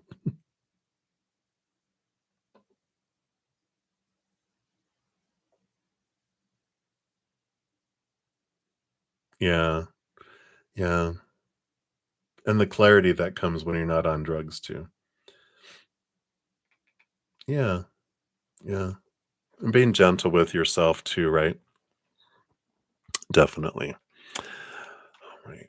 So that's what they have for that, and I see you have another donation there, so oh, nope, sorry, that's Moonlight, double Moonlight, sorry. It looked similar, so, um, but that's what they have for you. I like that they ended oh, sorry, and then, your fortune cookie, and I like it. This is that the transformation.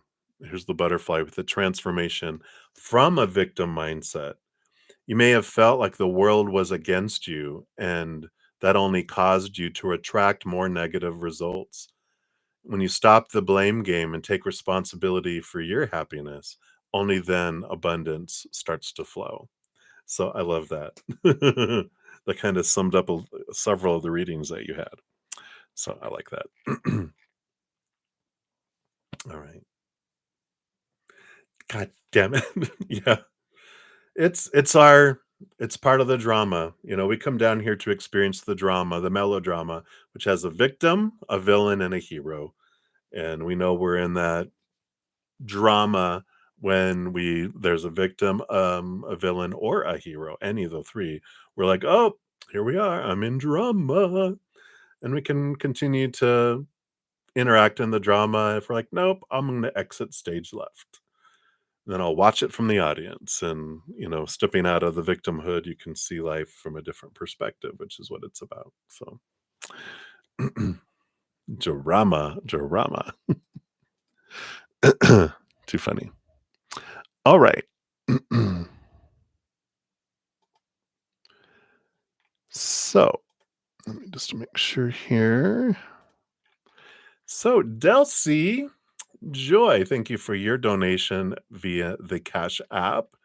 And then I have two from Moonlight. So we'll circle back around there. And then if I don't have any other donations, then I'll hit the YouTube channel members after that.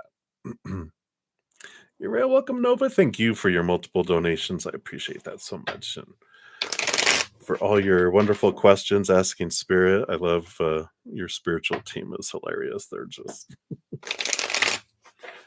I love it, love it, love it. All right. I'm just going to take a quick sip here.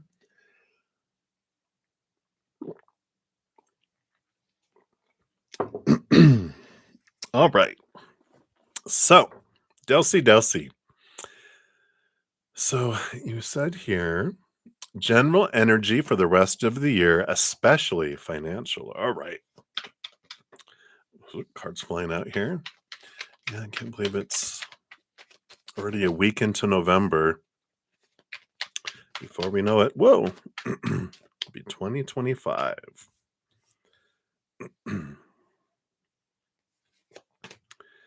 All right. So rest of the year, especially financial. Okay, I do want that one. Okay. I want that one first, and then this one here. Come on. There it goes. All right. So scooching these over. So the bottom of the deck here, Delcy, you've got the Six of Swords. Six of Swords does talk about a change of mindset that comes in. Letting some old, this is like old ideas, but it's more like old initiatives, but excuse me. But it's more about desires or intentions. Thank you. It's like this energy of, well, these are some old things that I wanted in my head, but I'm letting those go because I have these new higher ways of looking at things that's taking me in a different direction. And this Six of Swords is about a change of mindset that makes its way out into the world, like even moving crossed water, even, or changing of jobs, changing of things. There's change that is ignited in the outside world because of this change of mindset. Let's see what it comes in here. Yeah. And it's here you have the not the five of wands. You get the Five of Swords and the Knight of Wands. This tells me that with the Five of Swords, this is the battle that's going on in your head. Here's the resolution. Whoops, right, wrong side. Okay, hold on. Here's the resolution. Okay, well, you get what I'm trying to say. Five of Swords goes to the Six of Swords. Five of Swords is a struggle between your head and your heart and inner conflict. But it's like the rest of this year, this conflict that you're having inside of yourself with yourself resolves very quickly, and then you take quick action on the new direction that you're wanting to go. So there is this speed and this flow that comes in the rest of this year as you change and question mindsets. It does open, here we go, finances, Page of Pentacles. That opens up new opportunities in the outside world that do bring new money, bring abundance, bring new financial opportunities that come in because of it. But it has to start here to make its way out here, right? Yeah, Knight of Swords, movement of thought and belief and mindset. So reinforced here because those cards came out together. They're all about that. And power of choice, movement again with the Chariot. So it's taking action, making choices.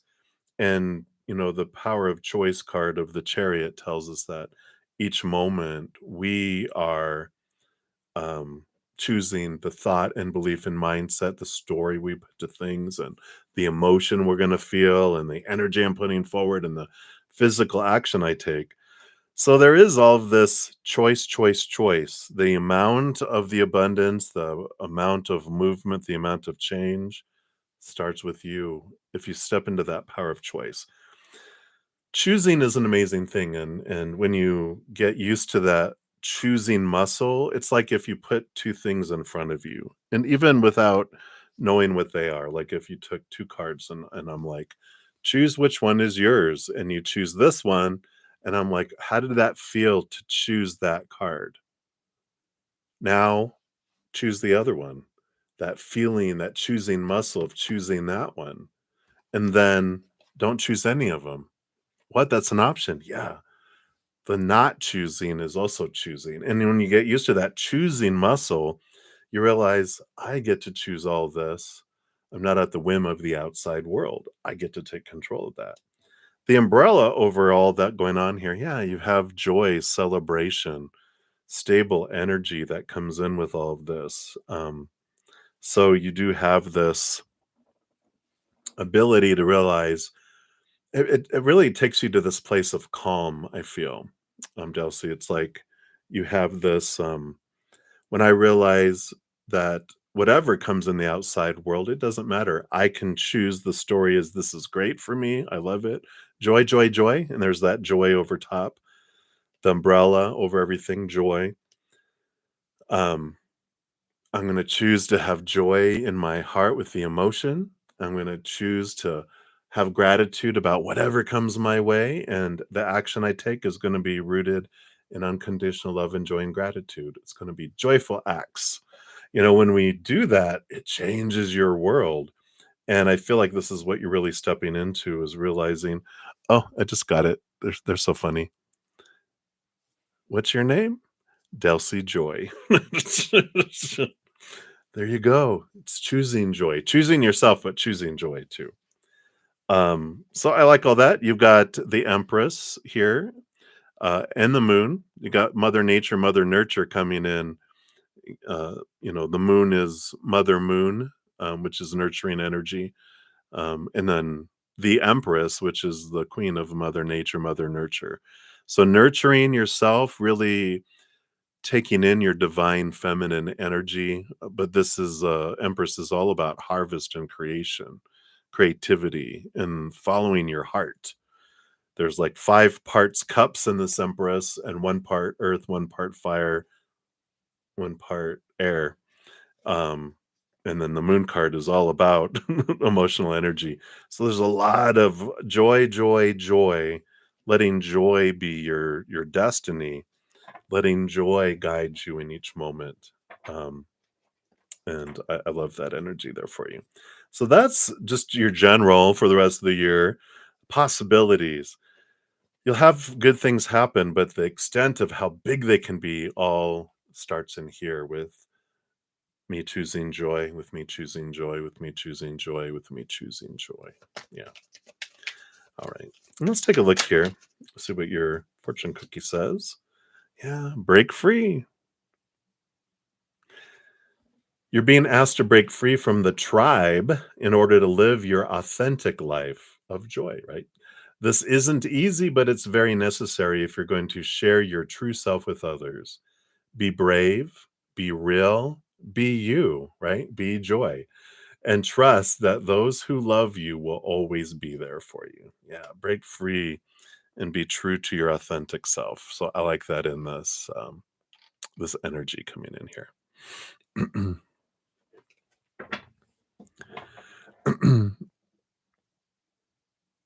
Not yet, Sean. Moonlight, I got 2 donations, and then I will be jumping into the YouTube channel members. Sorry, your phone keeps dying. Keep bringing it back from the dead. But I love that, Delcy. It's all about joy, joy, joy, joy, joy. It's all about you. Yeah, but it's great, and something that helped me, like I did a gratitude journal where every morning, I would write down something I'm grateful for or sometime during the day and vowed for 30 days. I'm going to do this. I'm not going to repeat anything that I'm grateful for. I'm not going to be grateful for the same thing every day. I am, but I'm not gonna write it down. I'm gonna, like, focus in on something different. Now, at the end of 30 days, I love the energy so much. I continued on for, almost 5 months, not repeating a single thing over that entire time. Even, from like, I'm so grateful for electricity. I'm grateful for air conditioning. I'm grateful for indoor plumbing. I'm grateful for internet. I'm grateful for, I've got two eyes that see, enough to walk. And, I've got two ears to hear, when I did that, it changed the energy because that focus daily, it became a habit of looking for things to be grateful for. The other thing I do is like I take my cell phone when I'm wanting to change my habit of something and I want to change, like you said, um, adjust, like if I want to adjust my mindset, life, this giant amusement park full of lower vibrational fear rides sucks us out. There's so much that can suck us out into that lower vibrational energy. We get distracted and pulled into all these different directions. Different than when we used to work on farms and, you know, but now that we're so inundated with technology and stuff, we got so much stuff distracting us and pulling us away. Um, but I'll take my cell phone and I'll put every waking hour a silent vibrating alarm on it, like choose joy, remember joy or gratitude or stop hating people, whatever it is I want to learn. And then it goes off and it's silent vibrating so it only gets my attention usually, and then I'm like, oh, that's right.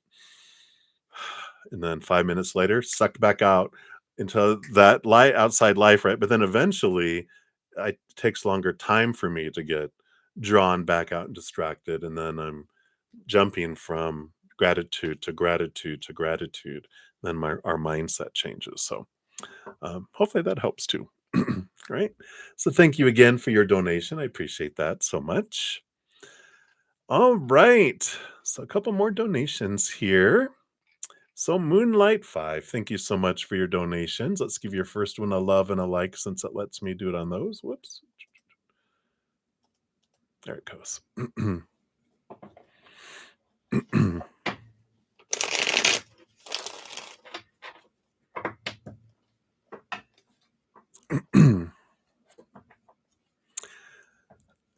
All right. Yeah, Lori, right? Isn't that great? You're always the last. And what a great energy to draw to you. I'm always the last. I'm always the last. So we tell the universe, I'm always the last. And then it brings that to you. Just kidding. Just picking on you. Love you. All right. So, Moonlight, what is ours intention? Let's look at that first. All right. Ours intentions.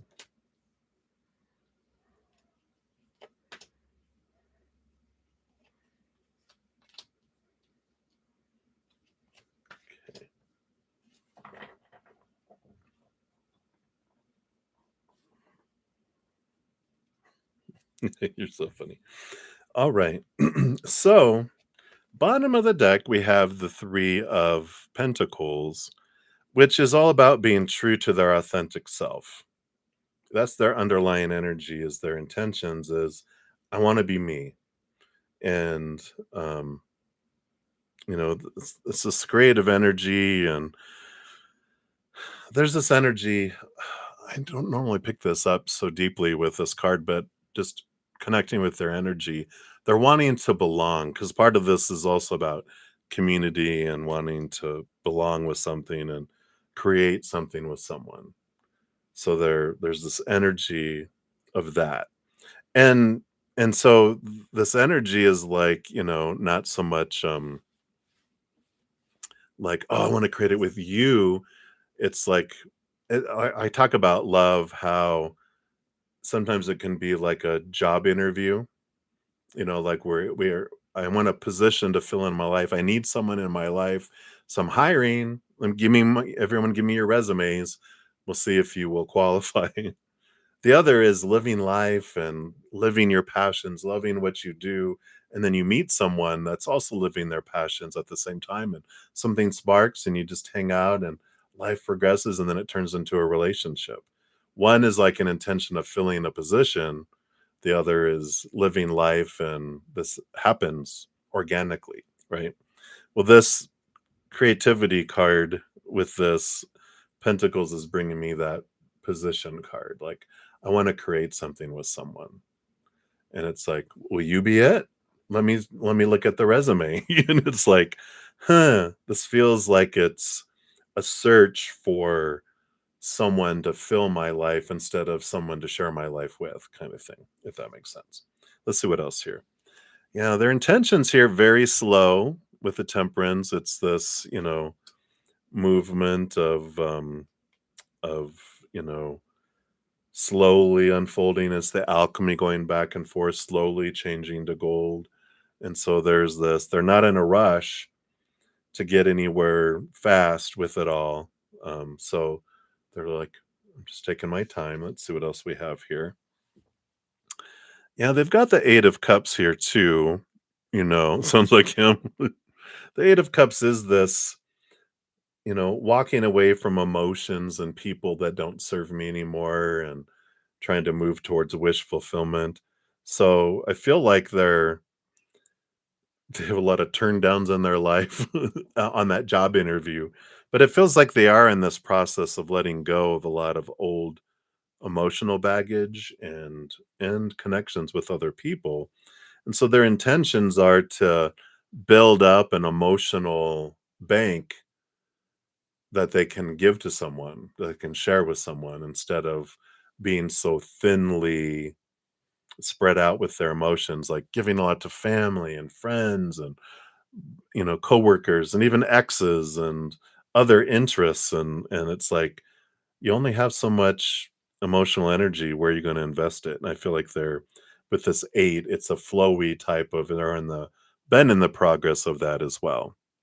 Yeah. Yeah, I can't live with you, can't live without you.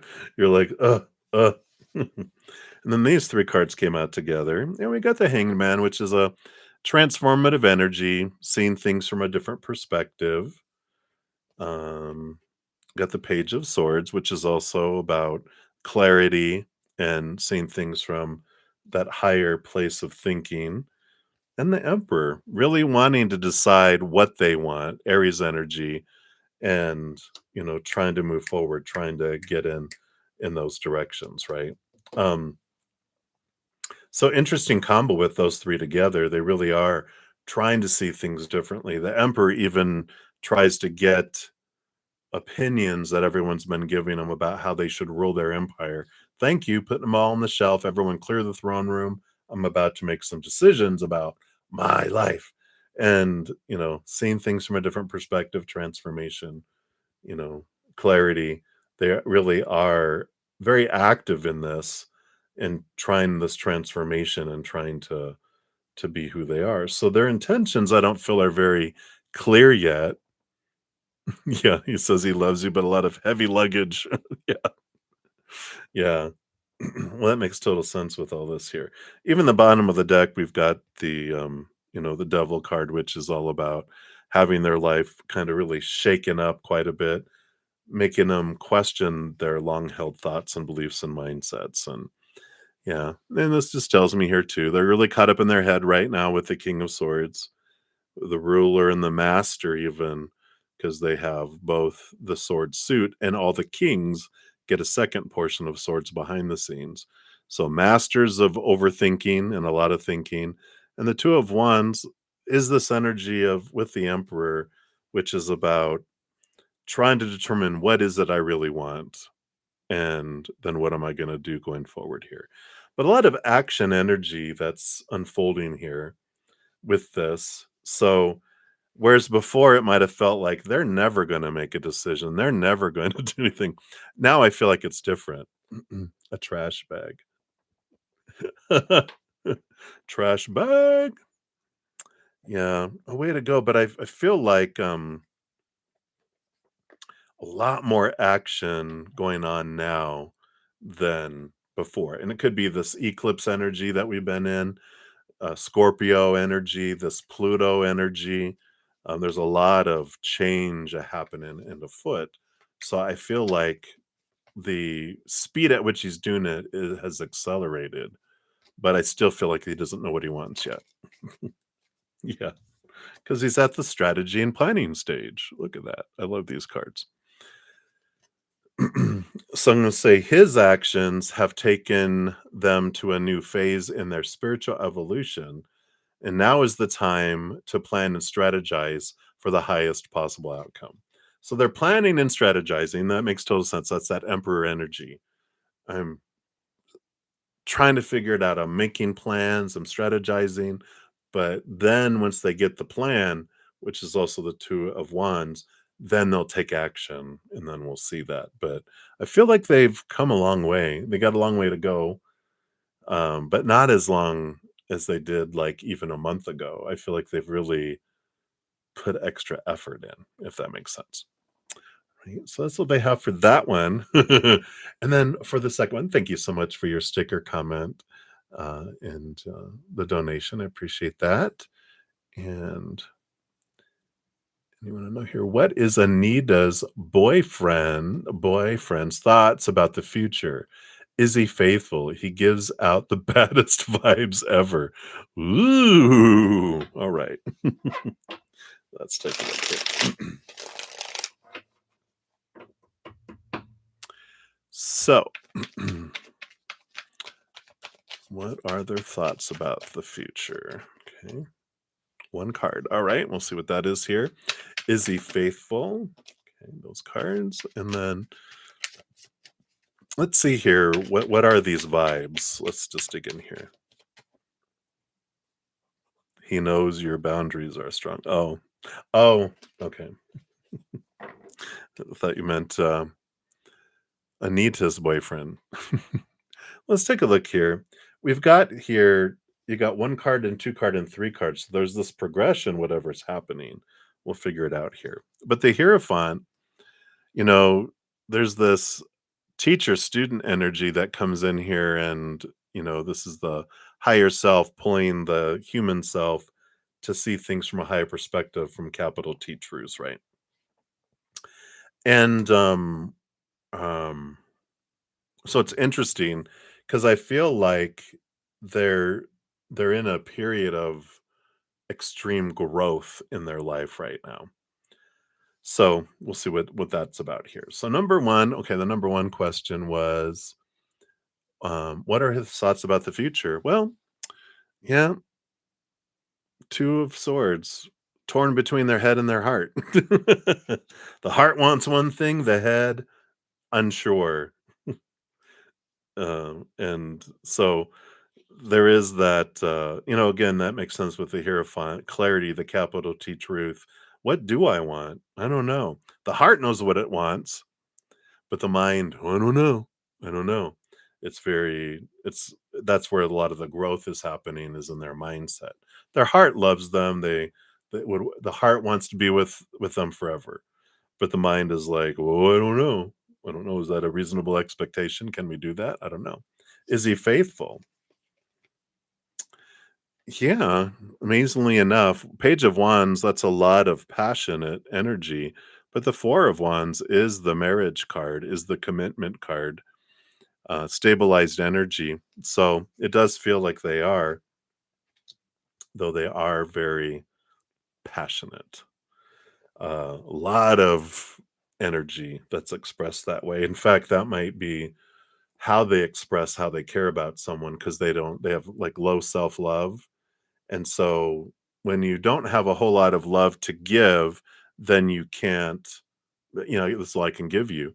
I can't give you this much because I only have this much. But if I can only give you this, then I'm going to give you tons of passion, because they learned, you know, growing up, that when people show you affection, that shows that they love you, not necessarily giving emotion. So that's what they're growing on too, right? See.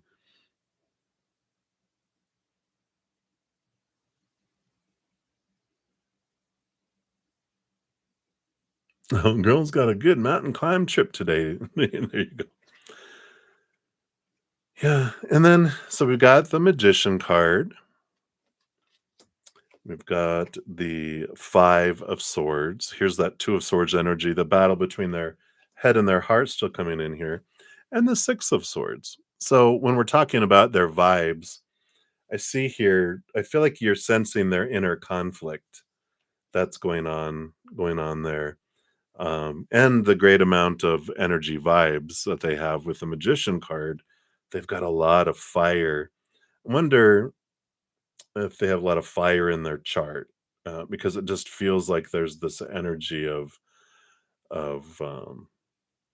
it's almost like there's magic that needs to be expressed, and they do it through passion and their fire. But I do, the 6 of swords is this movement from choppy waters to calmer waters and letting go of old mindsets and move to new ones. So, and I think if this is the person that you guys are, I don't know if you're vacationing with them. Um,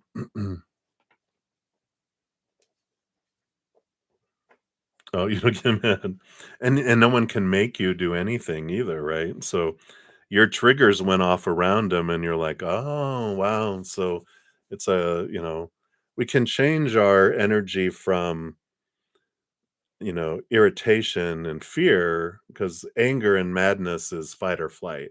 Something triggered a fear within us. Who do they remind us of? What are their actions triggering? What trigger in mine is responding or reacting to their actions or non-actions or words or silence, right? It's like, oh, I get to see this, and what does this mean? What is this unfolding, right? And I'm like, uh-oh, you know, not really uh-oh, but it's like, okay, thank you, you know, light worker being that's masquerading as this human character that you're playing so well. Thank you for being this. And what did I ask you to show me about me? What is being revealed within me? And that's how we can tell when those people that really irritate us or that we're irritated by, because no one can irritate us. We can only be irritated, right? It's like no one can be intimidating. We can just be intimidated by them. We take ownership of our emotions are happening independent of their will. And so it's triggering inside of me. So, when I look at that, then I'm like, okay, what can I do with that? Right.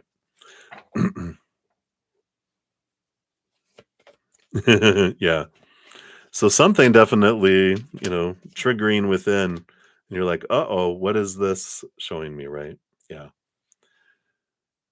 Got deception. You're not seeing the entire picture of a person or a situation. It may be purposely withheld from you, or you may be choosing to look the other way or betray yourself in some way.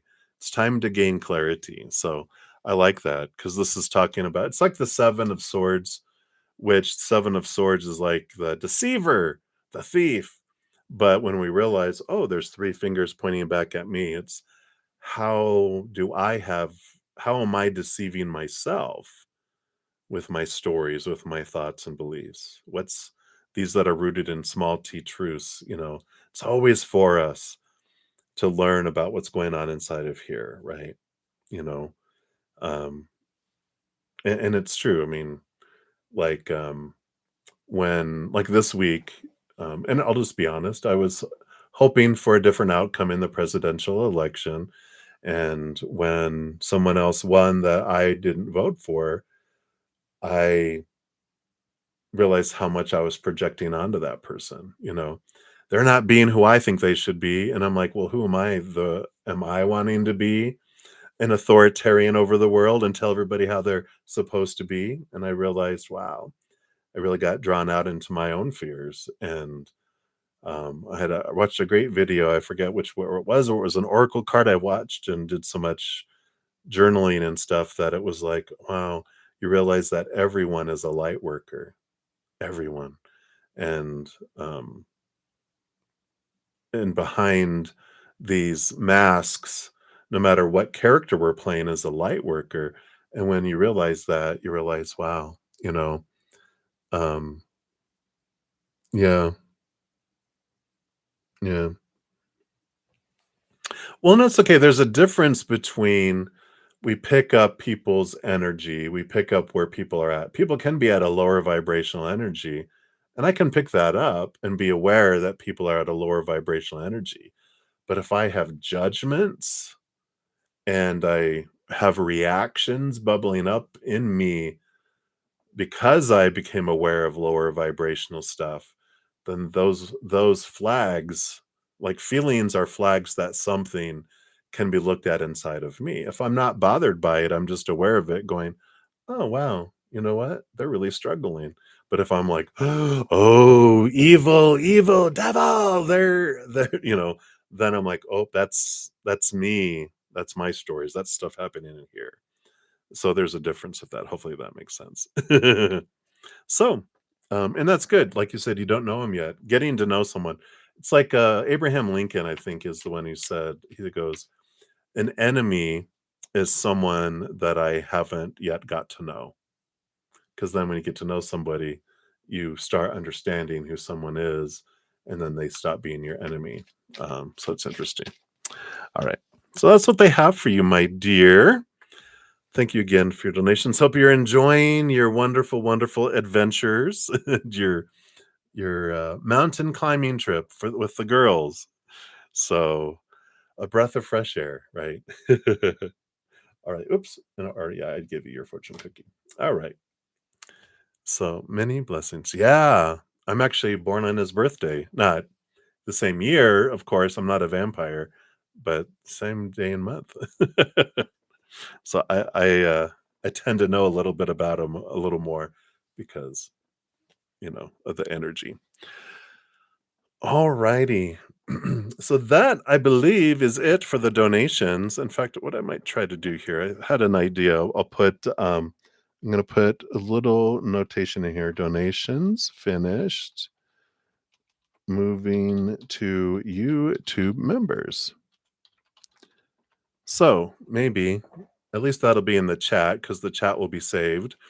So if that helps anyone, they can always look for that and see at least this is the timestamp of when things are changing. You too. Enjoy, enjoy. And many blessings. All right. So for my YouTube channel members, we will see here. So we got up first, we got Kevin to the building. Hey, Kevin. You're probably not watching right now, but you'll be coming back. So you're up first here for the free readings. Free readings will go a little faster because they're just one or two cards. So we'll do that. And then I'll see how many free readings are out here. So I've almost been on 3 hours, but I know there's some individuals today with free readings that are feeling a little disappointment. And of course, I try not to feel bad about that, but I'm human. So we'll see. We'll see if we'll stand here. Hold on, I gotta get rid of my coffee mustache. All right. So Kevin, I'm doing well. I hope you're doing well. So do we see Akshant and you dating in December? No contact. You'll be completing your final exams in December, the first week. Shoo. Done with all the exams. All right, let's take a look here. So, is there dating in December?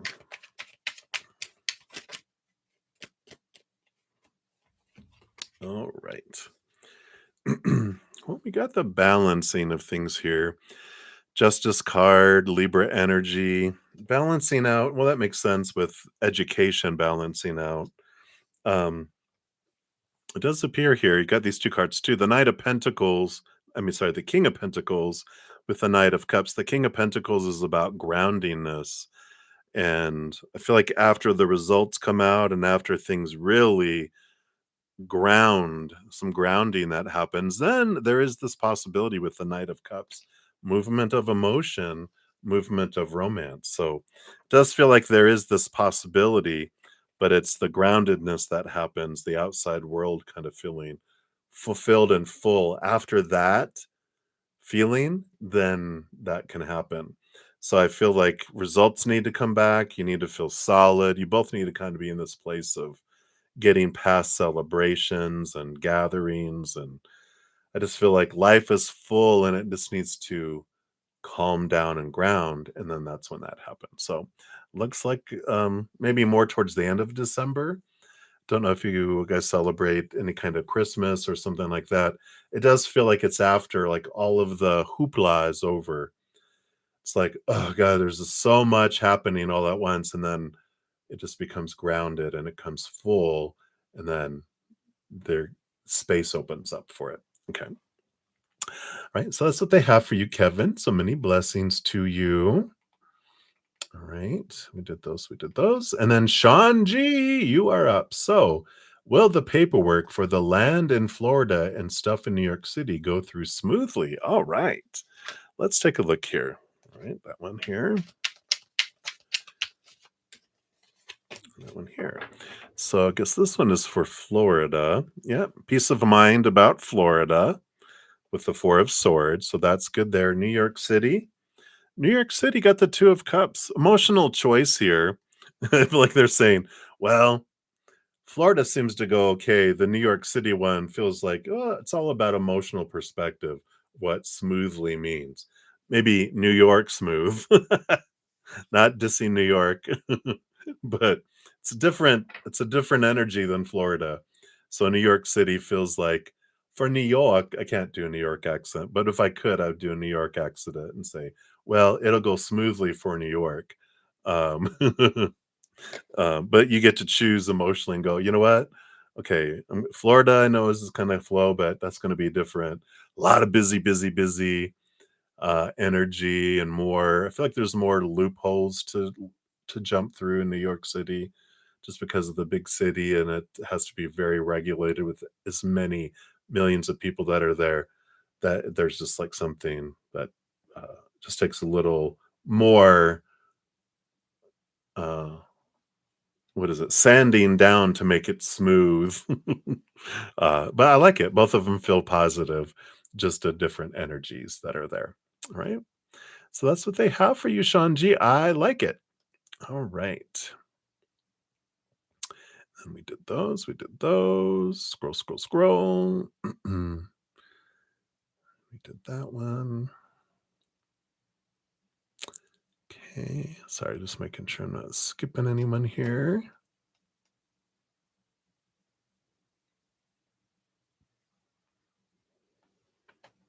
Okay, we did that one. Right. I think. Let's see. Those are all moonlight. Shang-Chi. Hey.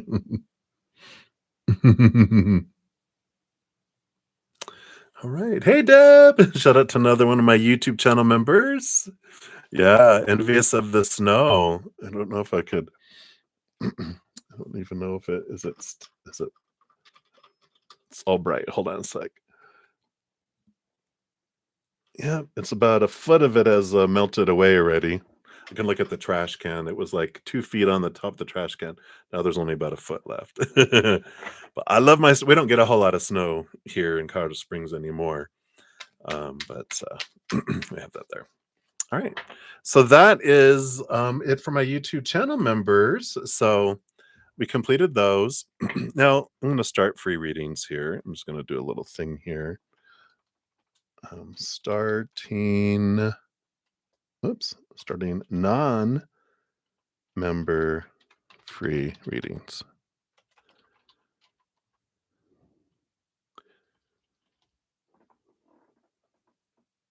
There we go. So now we have a timestamp here. So I feel energized today. We're going to jump in and do some free readings. We'll see how far we get.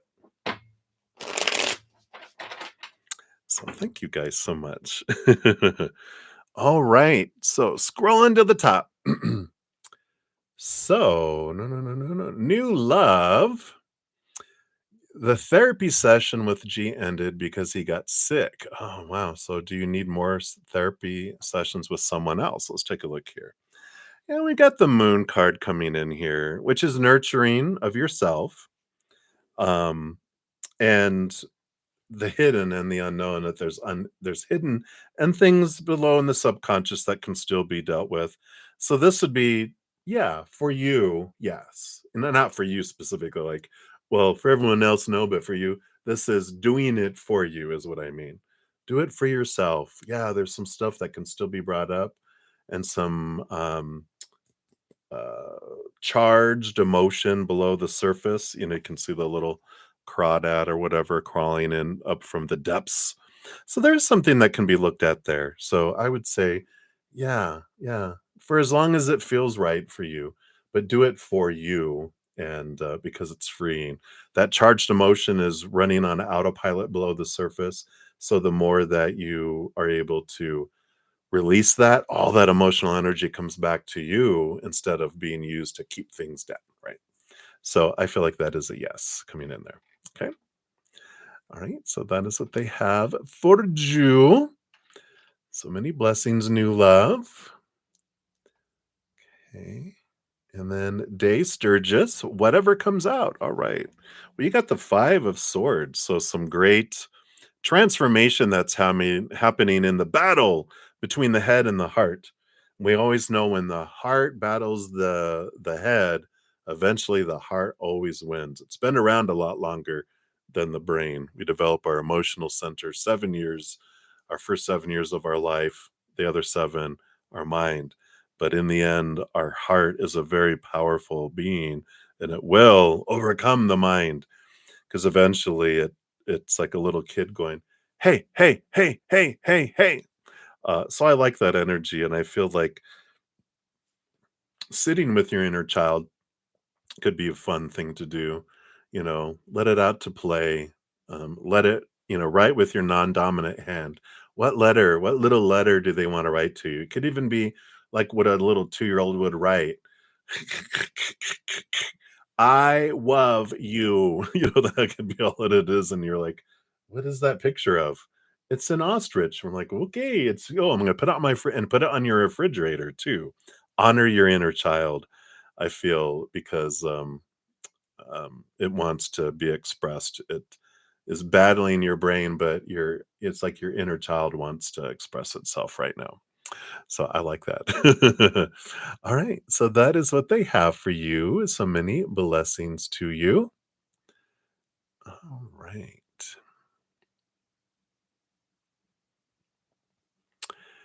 Okay. We did that. We did that. All right. Lori Sue, Kragan Kalamta. Hello. Hello. All right. So you really enjoy being contentedly single. I hear you. You have a foreboding feeling someone is waiting in the wings. Uh-oh, could you possibly read on this? Yeah. Let's take a look here, Lori. Bye, Deb. Huzzah!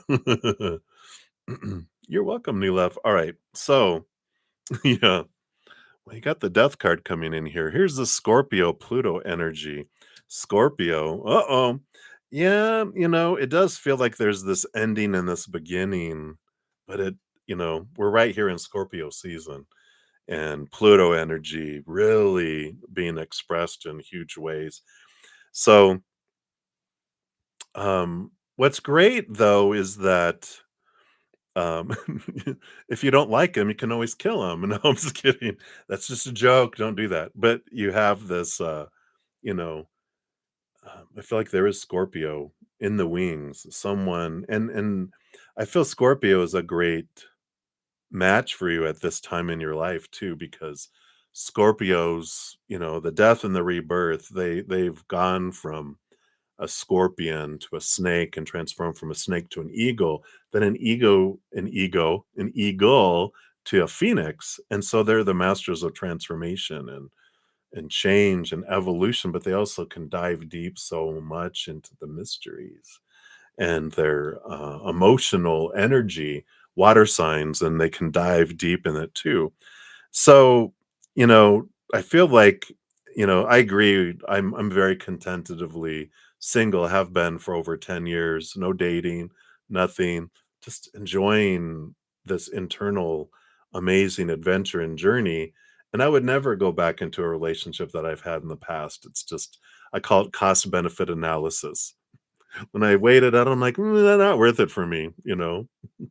Um, but I never say never either. I'm like, it would have to take someone so amazing, so connected spiritually and, um, believing what I did. A lot of my past relationships thought card readings and different things were fun.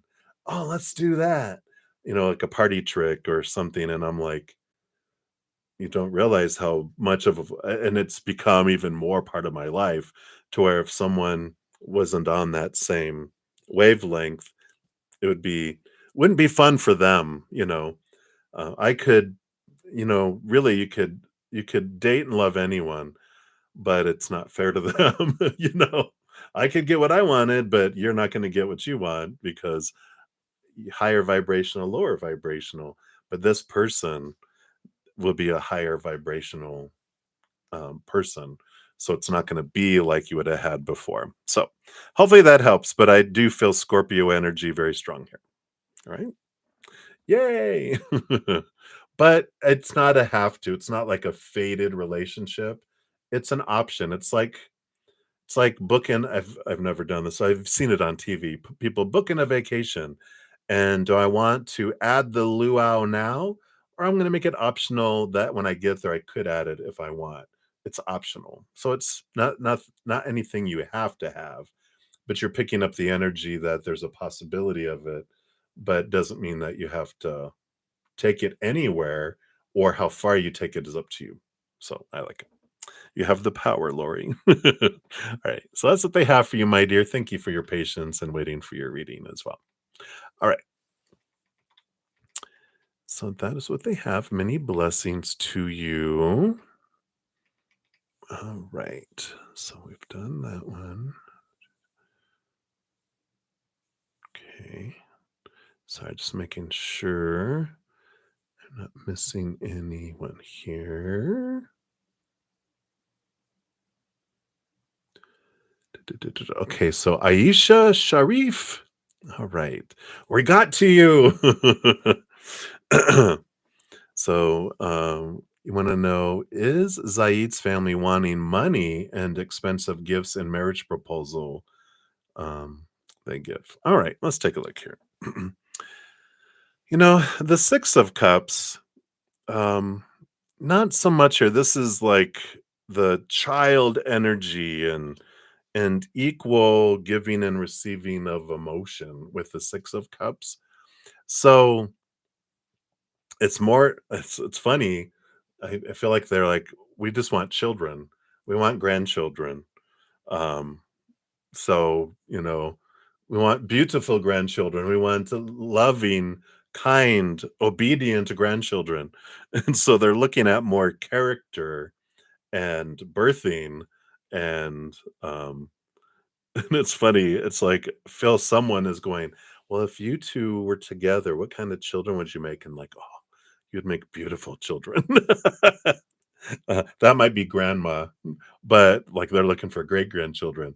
But I do feel like more so it's all about more emotion and um, the equalness of sharing and lineage and children is more what they're zeroed in on, because you've got back here just the house and just a tower, not like a palace, and they're not royals, they're, just regular townspeople. And so they're not like looking for great big things with that. So hopefully that makes sense. But yeah, it feels like more focused on children and family and joining and lineage keeps coming to my head. So I feel like that's what they're kind of focusing on there, Aisha. Right. So many blessings to you.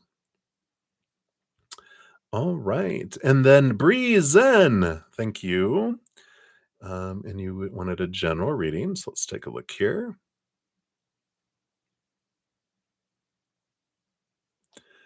All right. And then let's see. So we've got the Eight of Pentacles here, which is this energy of progression in the outside world, putting in the blood, the sweat, the tears. It's a like a apprentice having put in all that work and learning and growing and then they become a master. It's someone studying and getting their master's or their degree or whatever, or moving from like a assistant manager to a manager. It's all about progression and evolution and growth that's coming in here. And so it is spirit's recognition that you've been doing the work, you've been putting in, the effort and the work and the energy, and you're going to be seeing here in the outside world the wheels are turning, things bringing and growing and coming to you as well. Um, and I like that coming in here. Now it also has this energy of like, you've been growing, you've been doing this, and if it's a relationship or like a job or something where they needed to be changing along with you, it's like two caterpillars that both going, yeah, let's go into the cocoon, let's transform, and then we're gonna do fun things as a butterfly. We'll go on migrations, we'll go do all this stuff. Yeah, all right.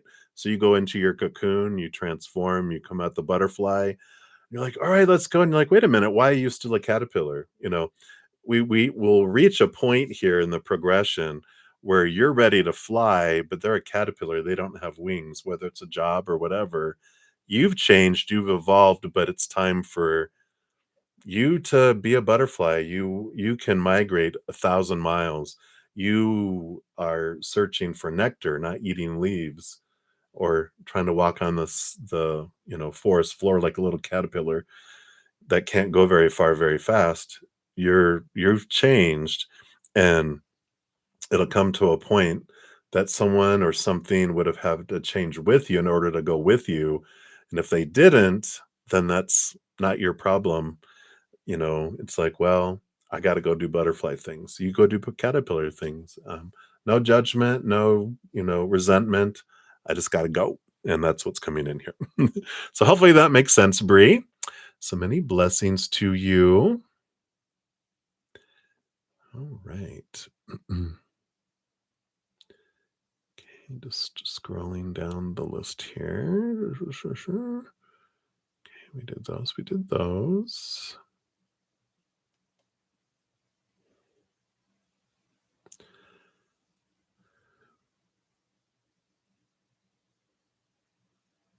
Okay, did those. Sorry, just making sure I don't want to scroll too fast where I fly by someone,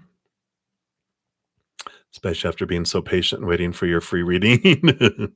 Okay, did those. Did those. Okay, boom, boom, boom.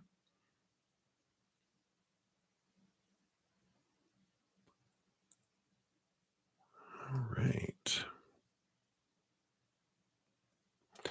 All right. So Ashvin Ray, I see you there. You want to know, when are you going to meet your spouse? All right.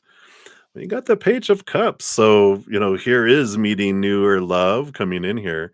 So it feels like soon. I'm going to pull a additional card here. Yeah, and you got the King of Cups too, which is the perfect partner, someone who's very balanced in head and heart too. It's funny, your spirit guides are going, well, whatever the time is, it's worth the wait, right? It's like, I know, but I want to know when. No, there is another message here because you got both of the two royals that have the Ace of Cups. The timing does have to do with self-love. When we're focused on lower vibrational love, it slows down the outside world and it slows down, bringing things together. So the more you focus on raising your self love, which is the Ace of Cups, the chalice, the Holy Grail, the more you focus on letting go of thoughts and beliefs and mindsets that don't serve you anymore, even emotions that don't serve you anymore, and expectations, all that stuff, the more you kind of cleanse your life, both mentally, emotionally, physically, energetically, the higher your vibration goes and the faster things speed up and the sooner they come in. So I feel like depending on how much you invest in raising that love vibration, focusing on self-worth and self-love, you could meet them by the end of the year. Otherwise it is next year. They're like, sometime next year. Like they're so detached from time, over there. They're like, what's you humans obsession with time, but we attach so much of our worth and fears and expectations around timing. It has to be here. It has to be within here. I need it now. And it's like, well, eventually we can release it to the creator and spirit realm and go, you know what? I don't trust the outside world. I trust you. I trust you're going to bring the perfect person in the perfect way, in the perfect timing. I know that last one's tough, but trust that they'll come in at the perfect timing, but we can influence. It's usually a range. It's usually not a date, exact date and time and hour we meet someone. It's a range. And the more we raise our vibration, the faster it comes in, the less we do of inner work, the longer it takes for things to happen. So hopefully that helps, Ashvin.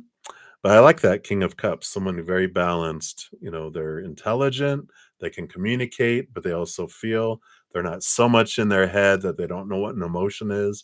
And they're not so emotionally connected or distracted that they're emotionally unstable. It's a great balance between the two. And it's one of my compatibility cards, meaning it's someone that just fits like a glove for you too. So I like that. All right. So many blessings to you. All right. Sorry, my sleep is getting in the way. Okay, we did those. We did those.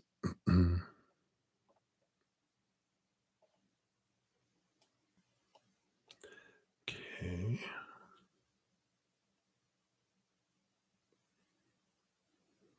Did those. All right. We're getting there, everybody. Hang in there. We did all those. We did all those. Okay. Nova, Nova, Nova.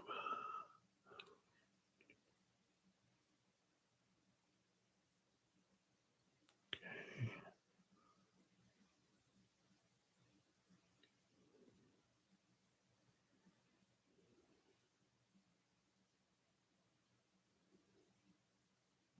All right. And then Magana. Roll it down here. Oh, and hey, Melissa. Happy November. Most beautiful month. All right. So I think that's going to be my last one here. That's at least what I see here. So, Magana, are there any chances RK and I date in the future? Are there chances? Boom, the sun card. Yes, there are chances there. One of the most beautiful chances. Sun card, of course, is abundance and glowiness and brightness. And there is this Leo energy. I kind of feel like there's a kind of an additional message that comes in with that about um, being playful, letting your inner child out. This sun, fire sign energy, which is Leos and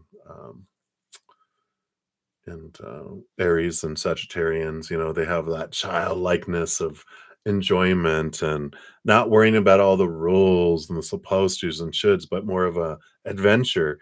Keeping that kind of adventure feeling, keeping expectations low, really resonates with, I feel like, their energy. And so I feel like they're really excited about, headed forward and doing things. So, but make it playful, make it fun, not like, and what's your intentions and expectations and rules around what it needs to be and who they need to be and who you need to be and blah blah blah. Just sucks the life out of the adventure. But let it be an adventure, is what I feel is coming in. All right. So that's what they have for you, Magana. So many blessings to you, and thank you, everybody. So I did complete all readings. I'm going to put that in here and see if that works in the chat here. We're just going to see completed all free readings in this session. Yay! All right, everybody. Well, I'm going to go get a bite to eat. I will be back in about less than 4 hours for my evening session. If you'd like to join me then. And then also tomorrow at 11 a.m. Mountain Time. So if you would like to join me. And then remember, just in the meantime, that every second of every day of our lives, we truly are eternally and unconditionally loved by the cosmic father and cosmic mother of all things, our creator. And of course, I love you guys too. So Thank you again for being here in your thirst for spirit and for all the thumbs up if you enjoy the free readings. And until I see you again, much love. Hang in there. Take care of yourself. We'll see you soon.